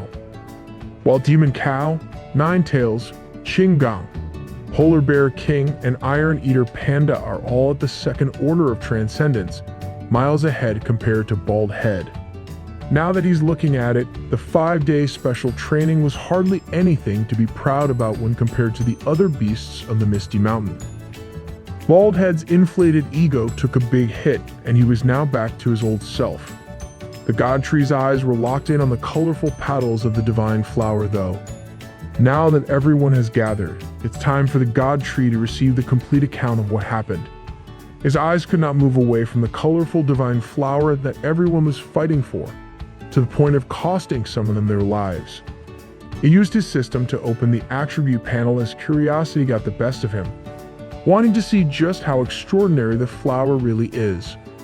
When the attribute panel opened, he was blinded by the bright lights it started emitting. Even just a supposedly simple attribute panel is so extraordinary. God Tree could not wait to see its contents. The divine flower's name is the Celestial Earth's enigmatic flower. It's only a transcendent first order for now. It has the unawakened innate ability called Momentary, the ability to freeze time at a cost of a cool 1 million spiritual energy in an instant. It has the special abilities of Allure to attract and control living beings within a radius of thousands of kilometers. It can bestow the blessing of spirit power to another being. It can command both spirit flowers and spirit herbs to thrive. And finally, it can gather spiritual power at an abnormal level. Yuziyu was stunned by the flower's capabilities as he read it line by line. The ability to freeze time in particular made him sweat. The abilities of this tiny flower are actually related to time of all things. That can be huge. After seeing such a cool rundown of abilities, the God Tree could not help but blurt out that he was so envious that the flower could control time. He was now only realizing that he might have come off too intense. The divine flower proceeded to hide behind the big fellow while the demon cow tried to reassure her not to be nervous as no one in this place will have any ill intentions. Another trait that stood out to the God Tree was the flower's language. Since she has this ability, it might be possible for her to help cultivate some spirit flowers and spirit herbs. She confirmed that with ample energy, she can aid them to mature in half a month. But she'll also need to absorb 1/5 of the spirit flowers and spirit herbs as food. That was no problem for the God Tree at all. It's a win-win. He immediately delegated the mission to gather seeds of spirit flowers and herbs to the trusty Nine Tails while the Celestial Earth's enigmatic flower stays here for a while. Iron Eater Panda interjected that he'll head back to the Misty Mountains first as he's craving some bamboo to eat. God Tree had no problem with that, so he sent off the little guy while thanking him for his hard work. But before that, the divine flower wanted to have a word with little Panda first. She will have to stay in the northern outskirts temporarily, but she reassured the little buddy that she'll go to the Misty Mountains soon. All she asks is that he waits for her. The God Tree and Thorn blushed at this rare sight of this confession from two unlikely characters. Bald Head and White Tiger had no clue what was happening. Divine Flower blushed, turning her colorful petals into a bright shade of red. She confessed that she finds Iron Eater Panda really handsome and that she has a crush on him. The little guy's response was less than ideal though. It's like he did not even understand that the divine flower was confessing her feelings to him. He just gave her the cold shoulder with an equally icy remark, "Don't bother me." The bystanders at the back could not take their eyes off the scene in front of them. It was like watching a car crash. Divine Flower went back to the group. She had no eyes, but she was crying somehow. The little panda just outrightly dumped her. Times like this, God Tree becomes introspective. He reckons that love always comes with bitterness. While things are chill at the northern outskirts, the coastal areas of the Federation were the polar opposite of chill. Aircraft carriers, fighter jets, naval ships, and everything that the Federation can spare has set out to the ocean. They intend to surround the ancient creature that terrorized Australia right here and right now before it could even set foot on the inlands where it can freely decimate everything. At first, it was like the threat of everything that human technology can muster did not even register to the monster's radar. But then its beady red eyes started moving around, scanning the vicinity, ready to strike at any moment. The Federation did not spare any effort nor budget in mobilizing this impressive fleet with all that they have. The naval force has finally gotten close enough to the ancient creature to lock their sights onto it. It's time to prepare for battle. Once the order to fire was issued, everything that they have from low-caliber bullets, high-caliber bullets, explosives, missiles, and everything else were let loose. The fighter jets drop all their loads in sync with each other to maximize the force of the resulting blast. In the duration of that seemingly endless barrage, the peaceful ocean looked like a sea of fire and smoke while the ancient creature just stood there, unfazed. The intensity of the blast and firepower kept on creeping up from one level to the next until the ancient creature's massive body has been surrounded by the color of humanity's will to survive. They have pushed forth so hard that they have finally forced the creature to make a different new move as it starts opening its disgusting upside-down mouth from the middle of its dark body. From that circular hole surrounded by sharp teeth, a sonic boom blasted out into the direction of the naval forces. The force behind that sonic blast was so strong that it detonated all the incoming attacks prematurely and continued moving forward without losing any momentum. Fighter jets and bomb carriers were not safe from that sonic blast too. It essentially blasted all the aircraft in the vicinity from inside out. The ancient creature had no concept of mercy. It continued letting out the booming noise to the point of reaching the battleships and aircraft carriers at the rear. To hopefully get out of this increasingly bleak situation, the Federation has authorized the preparation and use of intercontinental ballistic missiles. The enormous weapon of mass destruction was locked and launched at the monster. They quickly reached the destination at breakneck speeds. The timing was perfect as the sonic blast has just started to stop, and the ancient creature's creepy mouth was still left wide open. The intercontinental ballistic missile launch was a success. They set out to target a spot and they nailed it right in. The resulting explosion was the biggest one thus far. Ships that were even remotely near the blast zone felt the impact of the blast. They were even caught up by the excess force that swept through the waters. The culmination of humanity's preemptive attack against the ancient creature should result in a rare victory for once, right? Everyone was wondering that same thing. After exhaustive efforts to get to this spot, humanity can only ask if what they did worked. When the dust and flaming material finally subsided a little, everyone got their answer. Instead of celebration, it only caused despair. The ancient creature came out of the destruction unscathed. At least now they know that intercontinental ballistic missiles are completely ineffective. That is one thing to erase from their list of possible solutions. As the smoke from the missile was still coming out of the monster's grotesque mouth, it eyed the ships that dared to pull some tricks. It was pretty much over for the rest of the military and naval forces of the Federation at that point. The head of the Federation and the higher-ups watched the efforts from a closed-door meeting. They watched how weak and hopeless they were in the face of a true monster. From this, they have gathered that human thermal weapons are useless against a transcendent fourth-order anomaly. The problem is that ICBs are their most powerful weapons currently. The Federation has never faced a problem at this scale before. This might just be even worse than dealing with the Misty Mountains. The ancient beast is way too mysterious and powerful to be stopped by conventional means. Little did everyone know, the countdown to the all-out war between the ancient creatures and the God Tree, UZU, has started. There are only 40 days left now. Clueless to this doomsday countdown, the God Tree was busy with the various activities in the northern outskirts. Right now, he's doing something with the divine flower. He just couldn't stop being in awe of how extraordinary her abilities are. The flower was directly absorbing copious amounts of spiritual power into her tiny body. Anyone would be envious of that ability alone.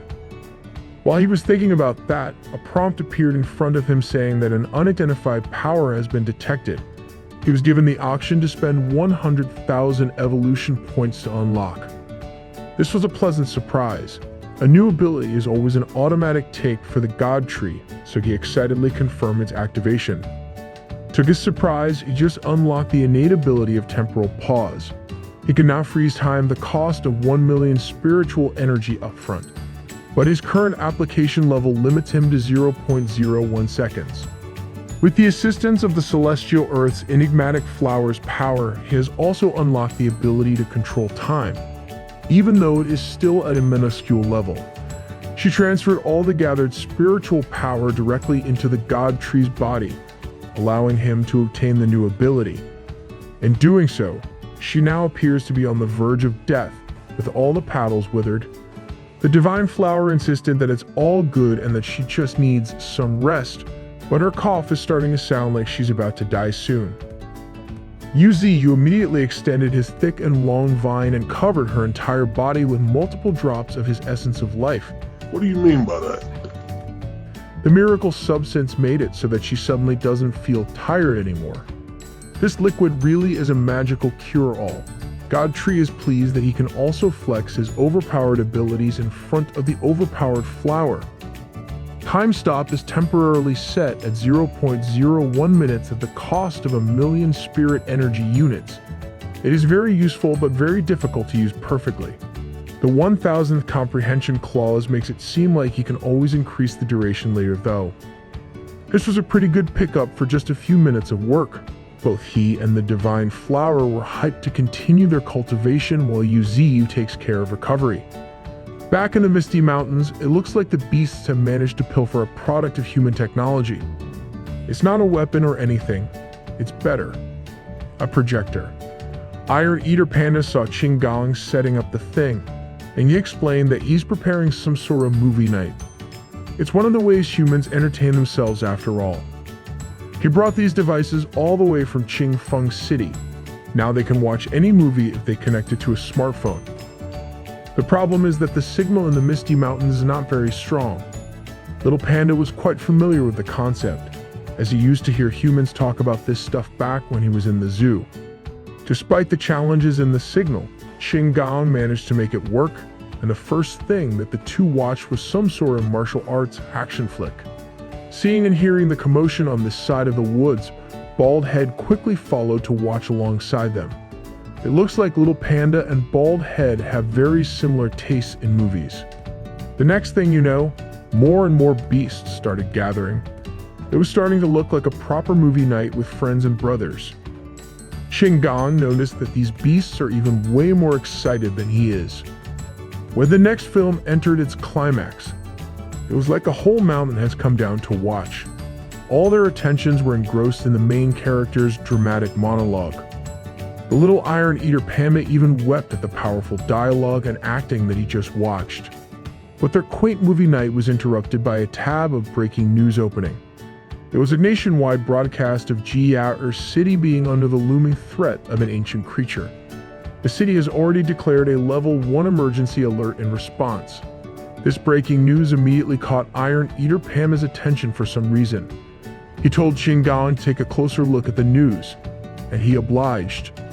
A transcendent fourth order anomaly has appeared in Hua Xiao's waters, and it will make landfall in Jiaer City within 28 days. A level 1 emergency alert has already been issued almost a month prior to the actual disaster. All citizens will be evacuated to the nearby Chao Sun City for safety. The newscaster announced it once more to emphasize the need for everyone in the nearby area to evacuate the cities near Hua Xiao's waters. In the middle of the broadcast, Iron Eater Panda saw something or someone that made him ask Qinggang to pause the video for a moment. When the footage was put on pause, his eyes darted around and eventually focused on a woman with peach-colored hair running away from the chaos with the rest of the city's citizens. Qinggang noticed that there was something wrong with the little panda, that he might have seen something in the news broadcast. The always present smile on the cuddly and overconfident panda has vanished, but he told Qinggang that nothing's wrong. He kept insisting that it was just nothing, but his beady little eyes were focused on the running peach-haired woman. His mood has taken a whole 180-degree shift from his usual jovial self as he walked away from the supposedly fun-time movie night. Qinggang and Bald Head just stared at each other, confused as to why that little panda just changed so drastically. At the northern outskirts, Thorn and the Mantis Ant duo were relaxing at the little spiritual pool made by the God Tree. It is the epitome of comfort. White Tiger was also at the edge of the pool, visibly eager to join in on the relaxation. But the God Tree strictly forbids the oversized cat to go in the waters. The White Tiger is to go to the forested area of the northern regions and return only when he finally reaches the second order of transcendence. He knows that this dumb kitty would protest and would not move on his own without being urged to do so so Yuziu spanked his behind with a vine whip to kickstart the training arc. After bathing in the spiritual pool for a while now, Sparky emerged from the pristine water feeling something coming, a feeling that he is very familiar with. God Tree had also seen this scene many times before, if he was not mistaken. Sparky is evolving again. It was a quick and painless process that made Sparky a lot more chiseled and menacing. His second-order transcendence enhanced his power, overturned innate ability, enhancing his raw strength and potential. He also gained strength absorption, strength multiplication, and the flashy dark golden wings for an increase in speed. Thorns swoon at how handsome the golden ant has become. Sparky's body has also significantly increased in size.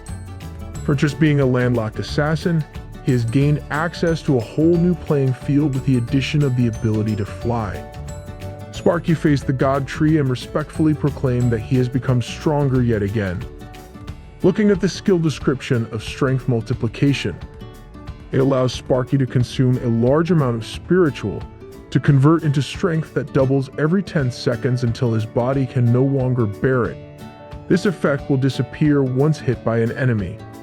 This is the kind of ability that is just way too good on paper, and I'll have to test it out. Sparky immediately activated the newly acquired technique. He distributed the increasing strength throughout his whole body as he unleashed a punch to the ground. The results were amazing. Just one strike, and it almost looked like a tiny meteor with abnormal force has hit the heart of the icy northern region. As of now, he can only strengthen himself 2 times in the span of 20 seconds. Anything higher than that is already pushing it. He knows that his body would not be able to handle it yet. After that test, Iron Eater Panda has surprisingly arrived back at the northern outskirts. His wide smile has returned as he hiked back into this mountainous region.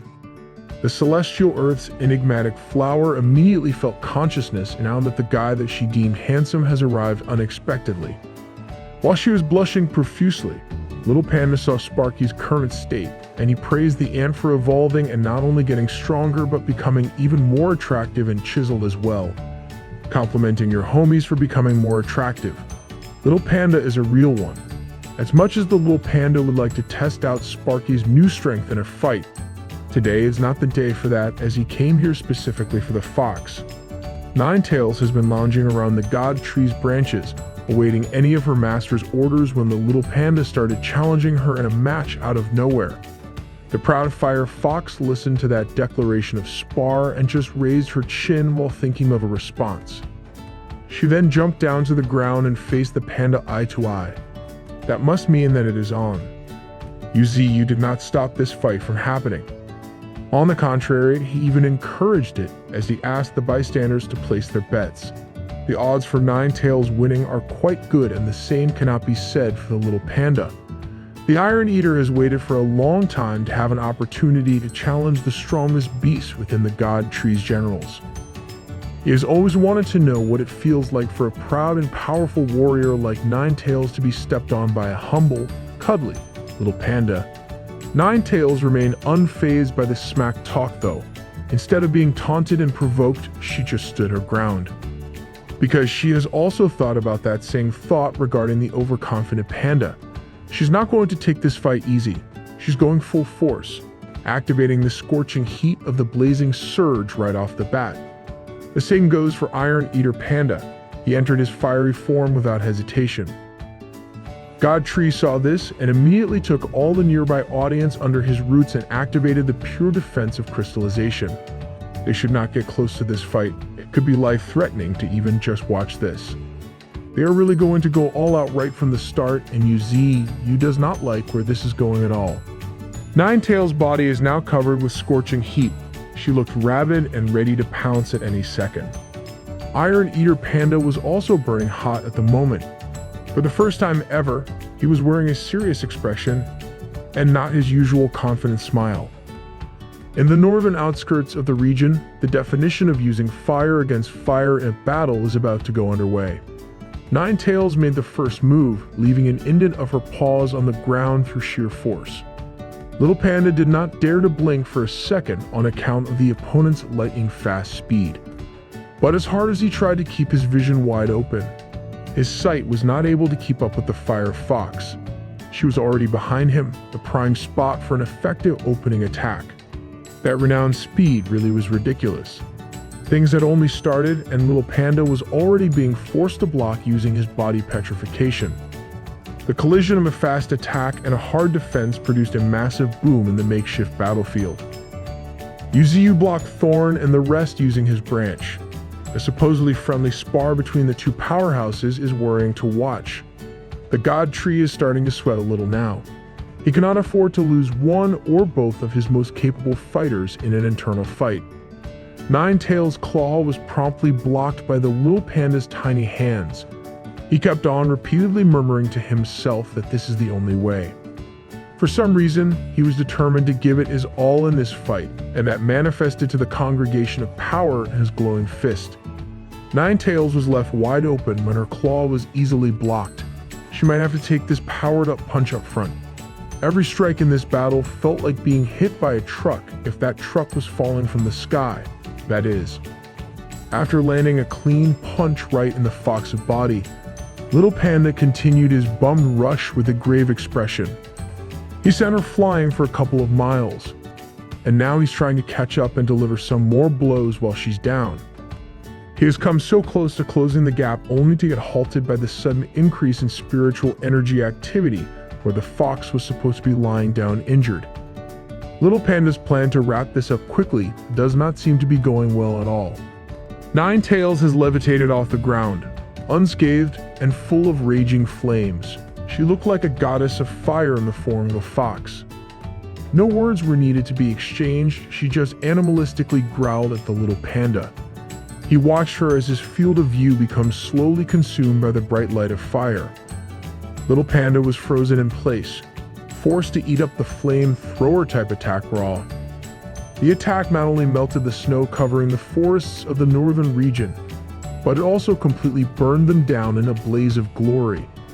In the middle of what looks like an inferno, a massive forest fire was a lone fox standing on a stone platform. God Tree watched the burning down in the woods from afar, certain that these two fighters actually want to kill each other at this point. Ninetails knew that her attack was on the level of a kill shot, but she could not help but feel as though she was somehow tricked. The fire that she just unleashed to the world was slowly coalescing into one spot. It was forming a little ball of pure blazing energy, and it was growing fast. In the middle of the sphere was the little panda. He activated his technique, the giant fireball, in time to surge with the power of flames. His scorching fireball devours everything, including other sources of fire. Even the god tree himself did not expect that the little guy had the ability to do something like this, to essentially make fire-based attacks null by absorbing its essence. After sucking up all the heat from the area, little panda looks as though he was ready for round 2. In fact, his aura has jumped up to another level. Absorbing all that scorching power had almost driven him insane. The Mr. Nice Guy easygoing panda was gone. It was just crazy eyes panda now. Ninetails' mouth was still smoking from all the firepower she just deployed, but even she did not expect that the fight would progress to this point. Yuziyu was certain that if he lets this clash continue, this whole island, the outskirts of the northern region, will be destroyed in a blaze of glory. He had just sent one of his dragon roots in the middle of the battlefield to stop the spar when little panda interjected to concede the win to Ninetails. His easygoing smile has also returned. The little guy looked genuinely impressed as he praised Ninetails for being super strong. As expected of the premier general of the God Tree, everyone's big sister. She looks as though she was not satisfied with how they are about to end this fight, though. Yuziyu felt like he dodged a catastrophe-sized bullet now that the little guy has admitted defeat before things got out of hand. Now he's just confused as to what was really going on. With the limited time that they've been with the panda, this sudden shift in attitude is not the little guy's style at all. Ninetails does not want to let this feud go half-cooked. She asked the little panda what the hell he was doing. He was the one that initiated the fight, but now that they are about to seriously go at it, he was the first one to pull out. She was confused and frustrated. The Iron Eater panda remained reasonable and apologized for starting trouble. He just wanted to know if he could win against a powerful opponent by himself. That was all. He then turned to the god tree and asked if they could go somewhere private, as he has some things that he wants to discuss confidentially. Under the bright moonlight, Yuziyu carried the little guy using one of his roots to win the quieter sides of the island. God Tree asked the little guy if he really thinks that he can't beat someone as strong as Nine Tails. Little Panda is not unreasonable. He can admit inferiority when he sees someone stronger. But that was not what the Iron Eater Panda wanted to talk about. He wanted to ask the God Tree how strong is a transcendent fourth order being, and whether someone as strong as God Tree himself could defeat higher order anomalies. Yuziyu thought for a bit and answered honestly that he could maybe pull it off if he gave it his all. At the end of the day, they won't know until they try. Little Panda also wanted to know what it feels like to challenge opponents even stronger than oneself. God Tree explained that fear probably dominates the most. The moment you become afraid of death, everything becomes meaningless. No matter how strong Yuziyu is, facing a stronger opponent still makes him like everyone else. When asked if this is really what Little Panda wanted to talk about in private, he replied with a laugh, insisting that he's just making casual chat. Yuziyu wanted to take this chance to ask one question nagging him for a long time. He wanted to know why this little guy always carries a flute with him. It's a mystery if he can even play it. According to the Iron Eater Panda, his friend dropped it in the zoo during the spiritual energy recovery period, doing so while trying to escape from the pursuit of the anomalous beasts. It has always been a goal of his to return it to her in person. God Tree then gave his stance on humans. He doesn't like them. They are foolish, selfish, arrogant. They always have the chance to grow through failure, yet they keep on repeating the mistakes of history repeatedly. They are perpetually stuck in a vicious and never-ending cycle of messing up. When it comes to humans, God Tree just cannot bring himself to trust them. But there are always a few exceptions. There are a few that are worthy of giving your life for. But he wanted to emphasize that there are only a rare few of them out there. Little Buddy was raised by humans. Because of that experience around them, he sometimes feels that the God Tree himself is so much like a human. That sentiment did not go well with Yuziyu. He was born human after all. But he has already decided to discard that past and grow with the family that he has cultivated as a higher being. Little Panda continued that whether it's in the way the God Tree does things, the way he talks, or the commands he gives, sometimes is also very human-like. As he stands up, he reiterated the fact that humans aren't all bad either. As far as he's concerned, the people that he knows belong to the exceptions that the God Tree spoke of. He then asked the God Tree what would happen if he became friends with humans. He wanted to know if Yuziyu would kill him if he chose to stand on their side. God Tree just looked at the little panda with contemplative eyes for a moment. Then he shot him a glance of shock. After a few more moments of contemplation, Yuziyu had an answer to the little panda's heady question. No, he would not kill him simply for the fact that they had become friends, family even. And the God Tree knew that it was not in the panda's nature to outrightly harm them. Hearing that very human answer to his question stunned the little guy for a bit. Somehow, he was already expecting something along those lines, and a genuine smile crept up on his furry face. He pulled out the flute and asked the God Tree if it liked listening to music. Without waiting for an answer, he placed the flute in his mouth, preparing to play it for the first time in a while. At that moment, the little panda looked as though he was glowing with the light of life itself. The Iron Eater Panda played a beautiful tune that made the surroundings brighter and full of life. Yuziyu closed his eyes, experiencing the beauty of the Iron Eater Panda's music throughout his gigantic body. It was not only him who was affected by the beauty of the music. Thorn, Sparky, and the Mantis were sitting on the God Tree's roots when they heard the gorgeous tune. Nine Tails and the Polar Bear King stopped in their tracks to enjoy the hymn full of vitality. Who would have thought that the cocky little brat could play the flute in a way that could move the emotions of beasts? Under the bright moonlight of this ordinary night, the northern island was filled with sounds that made everyone feel something deep in their hearts. After that moving concert in the night, the Iron Eater Panda went on his way, walking on the paved path of the snowy region. He had moved quite far from where he was. Now he glanced at the place where the god tree had rested its roots at the moment. Memories of his adventures with the members of the Misty Mountain flooded his mind. He could not help but feel a little emotional as he quietly bid farewell to everyone. But as he was about to continue his journey to go somewhere else, an unlikely beast cut him off. Nine Tails, the little pandas, and everyone else's big sister had come while clutching some flasks in her mouth. She tossed the flasks in her mouth and the little panda promptly caught them. Upon closer inspection, the little panda was surprised to see that the contents of these flasks were the god tree's life essence. Yuziyu tasked Nine Tails to bring this to the panda on the way out of the area. The god tree already knew that the little guy had made his choice just based on their conversation earlier, that he was leaving. Nine Tails also had something to say before the little panda went off to God knows where.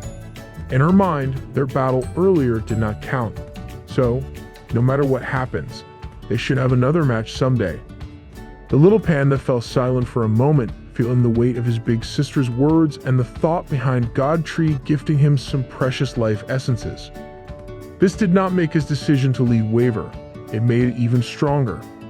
It was as if there was an unspoken trust between him, the God Tree, and Nine Tails that no matter what happens or what decision they make, their bond would never be broken.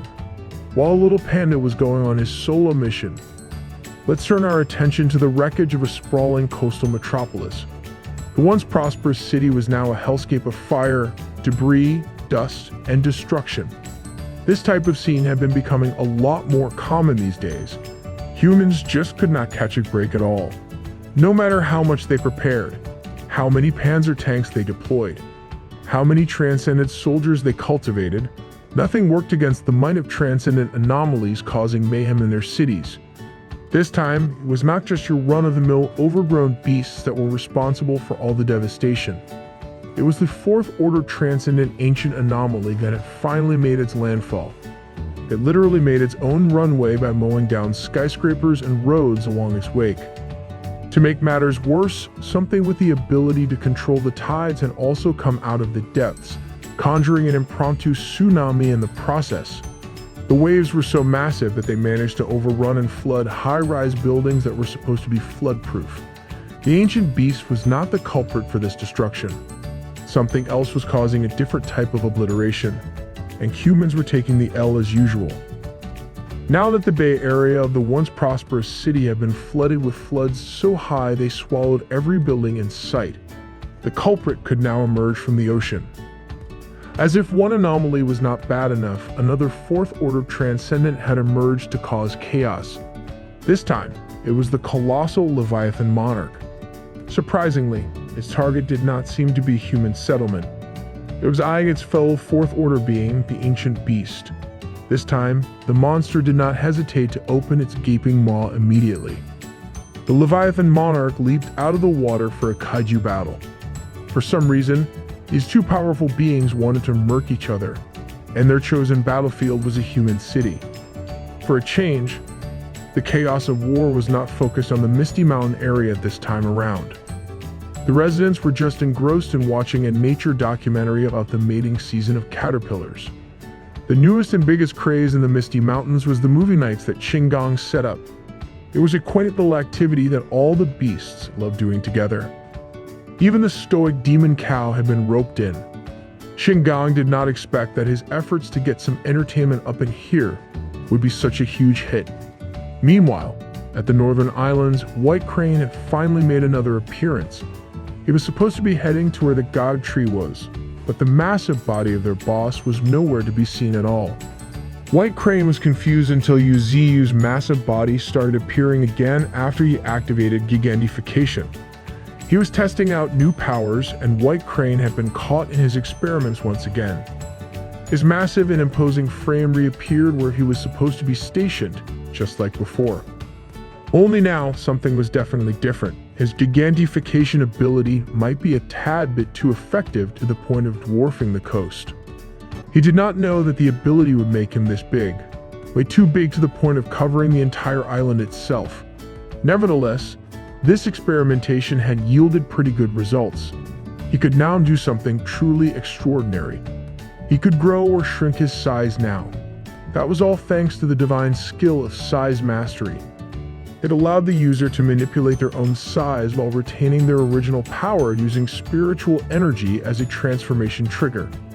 He could maximize the ability to the point of towering over the harsh mountains of the northern region. The view from up there was breathtaking, to say the least. The god tree continued moving around while laughing like a child.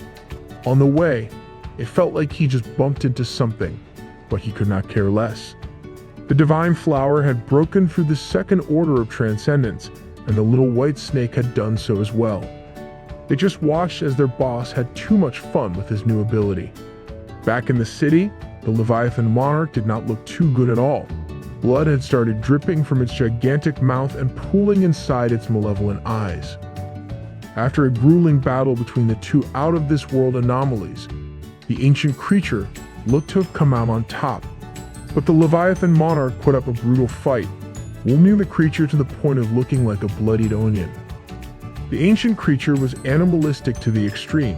It just viewed the Leviathan monarch as prey to be consumed after they fought with their lives on the line. The ancient creature started swiftly digesting the fourth order transcendent beast, and new power quickly started coursing throughout its body. It sucked in even stronger and faster, taking the whole thing in from the head to the ends. What did he say? Until finally, the ancient creature looked as though it had taken on the form of the Leviathan monarch, manifesting the beast's physical traits upon itself. It had broken through to the point of attaining the peak of transcendent fourth order, just a few steps away from the fifth. In a zoo somewhere in one of the human cities, a lion escaped from its cage. Every zoo personnel quickly scrambled to get the tranquilizer gun before anyone was harmed. Back then, the Iron Eater panda was just a baby panda bear, innocently gnawing on some bamboo shoots. He was just living his life until the loose lion showed up in his enclosure, immediately activating his fight or flight response. Flight prevailed. The lion was angry and hungry as it roared at the top of its lungs. As the young Iron Eater panda was about to be an accidental lion lunch, a woman with peach-colored hair stepped up to guard him with her body. Fortunately, the zoo personnel found the tranquilizer gun on time to put the loose lion to sleep before anyone was hurt. With the lion down for the count, the zoo staff were finally able to jump in and make sure that everyone was alright. Peach-colored hair woman might be brave, but the intensity of that situation almost scared her to death. The strength from her legs was drained after that encounter. But instead of worrying about herself, the first thing she did was turn to the tiny helpless panda, thinking that the little guy must have been so terrified. That panda's name was Chi Z. Now he goes by Iron Eater Panda, and he is on a mission. He walked from the northern region up to where he is right now. Little Panda is now approaching his hometown, Jiao City. All they asked in a silent prayer is for that woman to survive, for Xiao Ai to stay strong. She means a lot to the little guy. And right now, Jiao City is under the threat of an anomaly that humans have never experienced before, which means Xiao Ai is in mortal danger. It took Little Panda a month to reach his destination while God Tree stayed and handled business on the extreme weather of the northern islands. White Tiger has finally come out of the harsh mountains of the area. His human tongue still needs a lot of work. The only phrase he can speak was hurry, find master or everyone will die. A phrase he learned back in the Misty Mountain War. Now that he has the nerve to fly back to the side of the boss, that must mean that White Tiger has broken through. The fierce beast has finally lived up to his potential and reached the second tier of transcendence. Yuzu praised the kitty cat for achieving an impressive feat after putting his mind into it. White Tiger is a sucker for compliments like that. Sparky was also there to congratulate the tiger in his own unimpressed and competitive way. Even the newest member of the group, the Divine Flower, easily and accidentally broke through the second order while White Tiger had to endure the harshness of the wilderness. To beat up the already bruised ego of the White Tiger, the little white snake has also broken those second tier easily. Polar Bear King doesn't even see the second tier as something special. Every sentence coming out from these monsters with better potential than him was like punch after punch in his confidence. Even Godtree felt bad as the kitty cat flew away with his spirit crushed. This month has been good for them. Everyone has experienced a qualitative leap, and their overall strength has increased by a lot. He himself has awakened a brand new mini-divine skill too. With Ice Age, he can instantly freeze the land, ocean, and skies. He also broke through the 8 million mark of spiritual power level. They've nearly absorbed all the minerals underground, and the last few remaining ones can be harvested for the younger beasts. Right now, the Gorilla Legion is guarding the northern borders, and when the time comes, the Arctic White Bear Legion can take their place. It's also time for the Godtree to return to the Misty Mountains after this brief excursion in the north. Little Panda has been gone for a month. You could only wonder if the little guy found his friend. He used to annoy Godtree so much, but now he strangely misses the rascal. He can only hope that the troublemaking panda doesn't run into danger, but his hopes were in vain. Little Panda is in a world of hurt right now.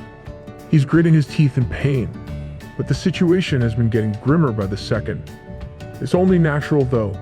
The lone Iron Eater panda decided to go 1 versus 1 against the 4th Order ancient monster after all. And even though he was constantly on the back foot, he managed to make the godlike being bleed. In the Misty Mountains, Qinggong has embraced the role of providing everyone entertainment. Right now, everyone in the stronghold has come to appreciate the projector. At the moment, they're watching funny cartoons. They haven't watched cartoons in a while, but Bald Head is out here requesting that they watch Animal World instead.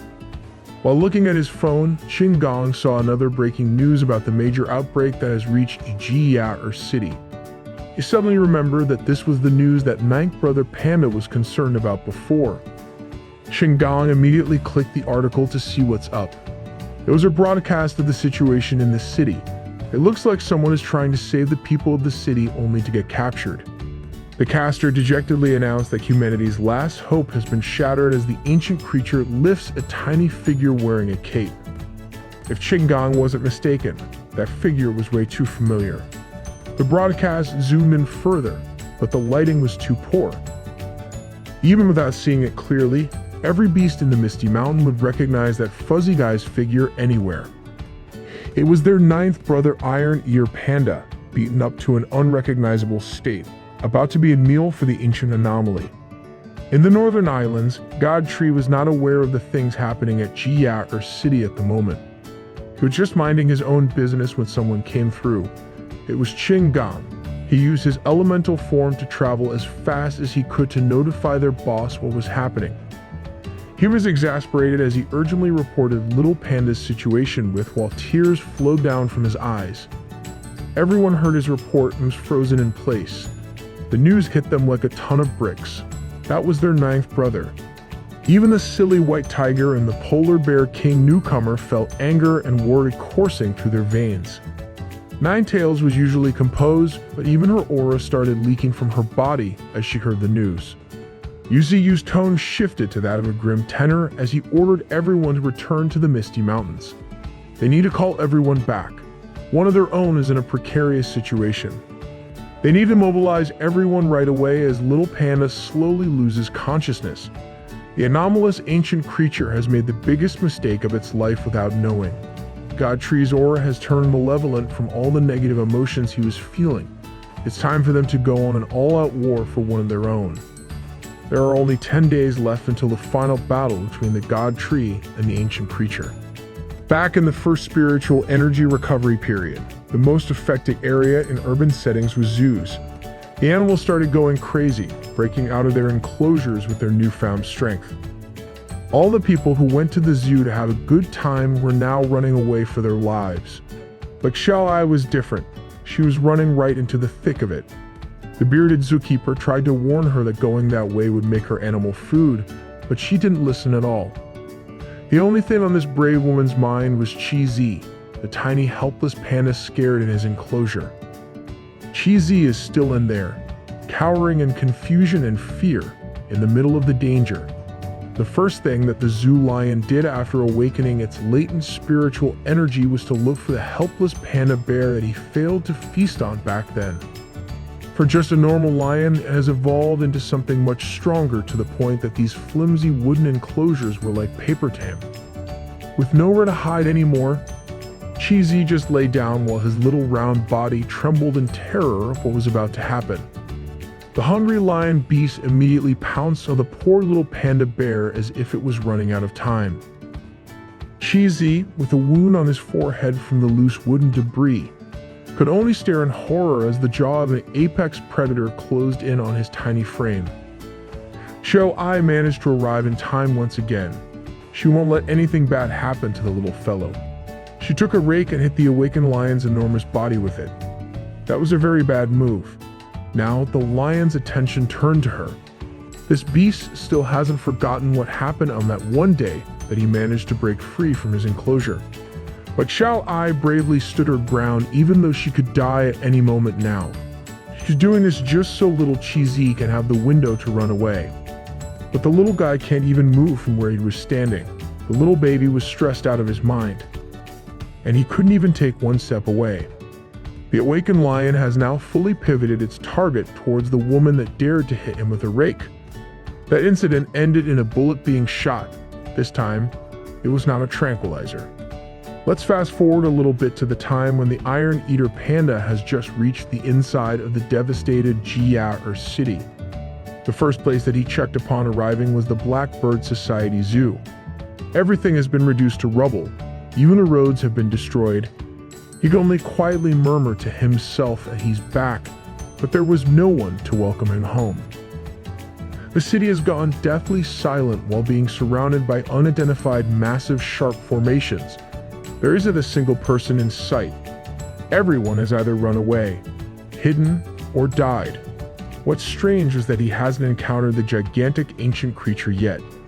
But his idea that there wasn't a single person in the city anymore seems to be false as he heard a small voice coming from behind the ruins of the zoo. It was a little boy, his clothes in tatters. He looks as though he hasn't had a meal in forever, and now he's hurt. After going through the trouble of scavenging throughout the ruined city, he finally found something edible to fill his empty stomach. He's been starving for quite a while now. That was when the little panda jumped up to the walls and interrogated the kid about who he is and why he's in his house. The kid naturally jumped in fright at the sight of a monster, let alone a monster that's asking him questions in human tongue. But the two eventually found out that they are no threat to each other. The kid just freaked out thinking he was about to become monster food. Little Panda just told the kid that he's looking for someone and ended up in this area even though this place has been declared as a red zone now. He asked the kid what happened to the monster that was wrecking the city to bits, and as far as the child knows, it just up and vanished yesterday out of nowhere. It was battling an orca beast before, and that intense fight easily submerged half the city. That's the type of aftermath when anomalies battle it out. When asked why a kid is still in the city, the boy answered that they tried to evacuate in time but couldn't make it. Massive obstacles appeared and blocked the roads, then surrounded the entire city. The boy got separated from his family, then the giant appeared and wiped out the army. So many people died that day, and this boy witnessed all that. Everything's in chaos, yet the boy is still running around like this. When asked if he's afraid of dying, the kid just replied that every survivor has been trapped for a month without supplies. He wants to survive and doesn't want to starve to death, so he ventured out. He's still holding on to the hope of reuniting with his family. This boy kept on saying these things as if it was nothing, but the weight behind it wasn't lost on Panda. Under one of the rundown buildings is a government bunker where survivors have taken refuge. The people from the zoo were among the first ones that the government protected as they understand the habits of monsters. The kid took Panda by the hand to lead him to the bunker as there are pandas there too, so it should be a problem for the security to let him in. But little guy doesn't want to go there yet. The rest of the way should be safe, so he wanted the kid to go to safety by himself. That confused the little boy. This panda continuously yacked about being eager to see the zookeeper lady after all. It might be the case, but he doesn't have the courage to face her, at least not yet. There are things that he must do, and once everything is over, he promised to find everyone. That is if he's still alive after all's said and done. The kid could only sigh as the little panda went on his own way. He screamed at the unlikely friend he made in the ruined city to not die, as they will be waiting for him to come back. Hearing that made Iron Eater Panda's smile come back, only to get forcefully erased once again as a giant tendril smacked the little boy flat on the ground. When he turned around to see, he realized that the ancient creature wasn't gone at all, it was under the city. He slowly turned his head behind, afraid of what he knows he was about to see. The little boy has been swatted like a bug, a kid that just wanted to eat some cup noodles and reunite with his family. His little life slowly started fading away after being splatted by a fourth-order transcendent anomaly. Little Panda felt the world stop for a second. Just a moment ago, he made an unlikely friend in an unlikely place. Now, the monster that destroyed the city is trying to take that away from him as well. The ancient creature was just resting down underground, waiting for the next phase of his path to mindless destruction. Little Panda immediately darted to the boy, taking out one of the life essence flasks and forcefully getting it to the kid's system. The kid was teetering at the edge of death's door. It would take a miracle to bring him back. Fortunately, God of Tree's essence is a miracle in liquid form. The kid's injuries, no matter how severe, were healed immediately. Little Panda was just in time. But now, the ancient creature has fully awakened and are the only ones in its vicinity. Iron Eater Panda hurriedly told the kid to run away, as this ancient beast is the target he's been looking for.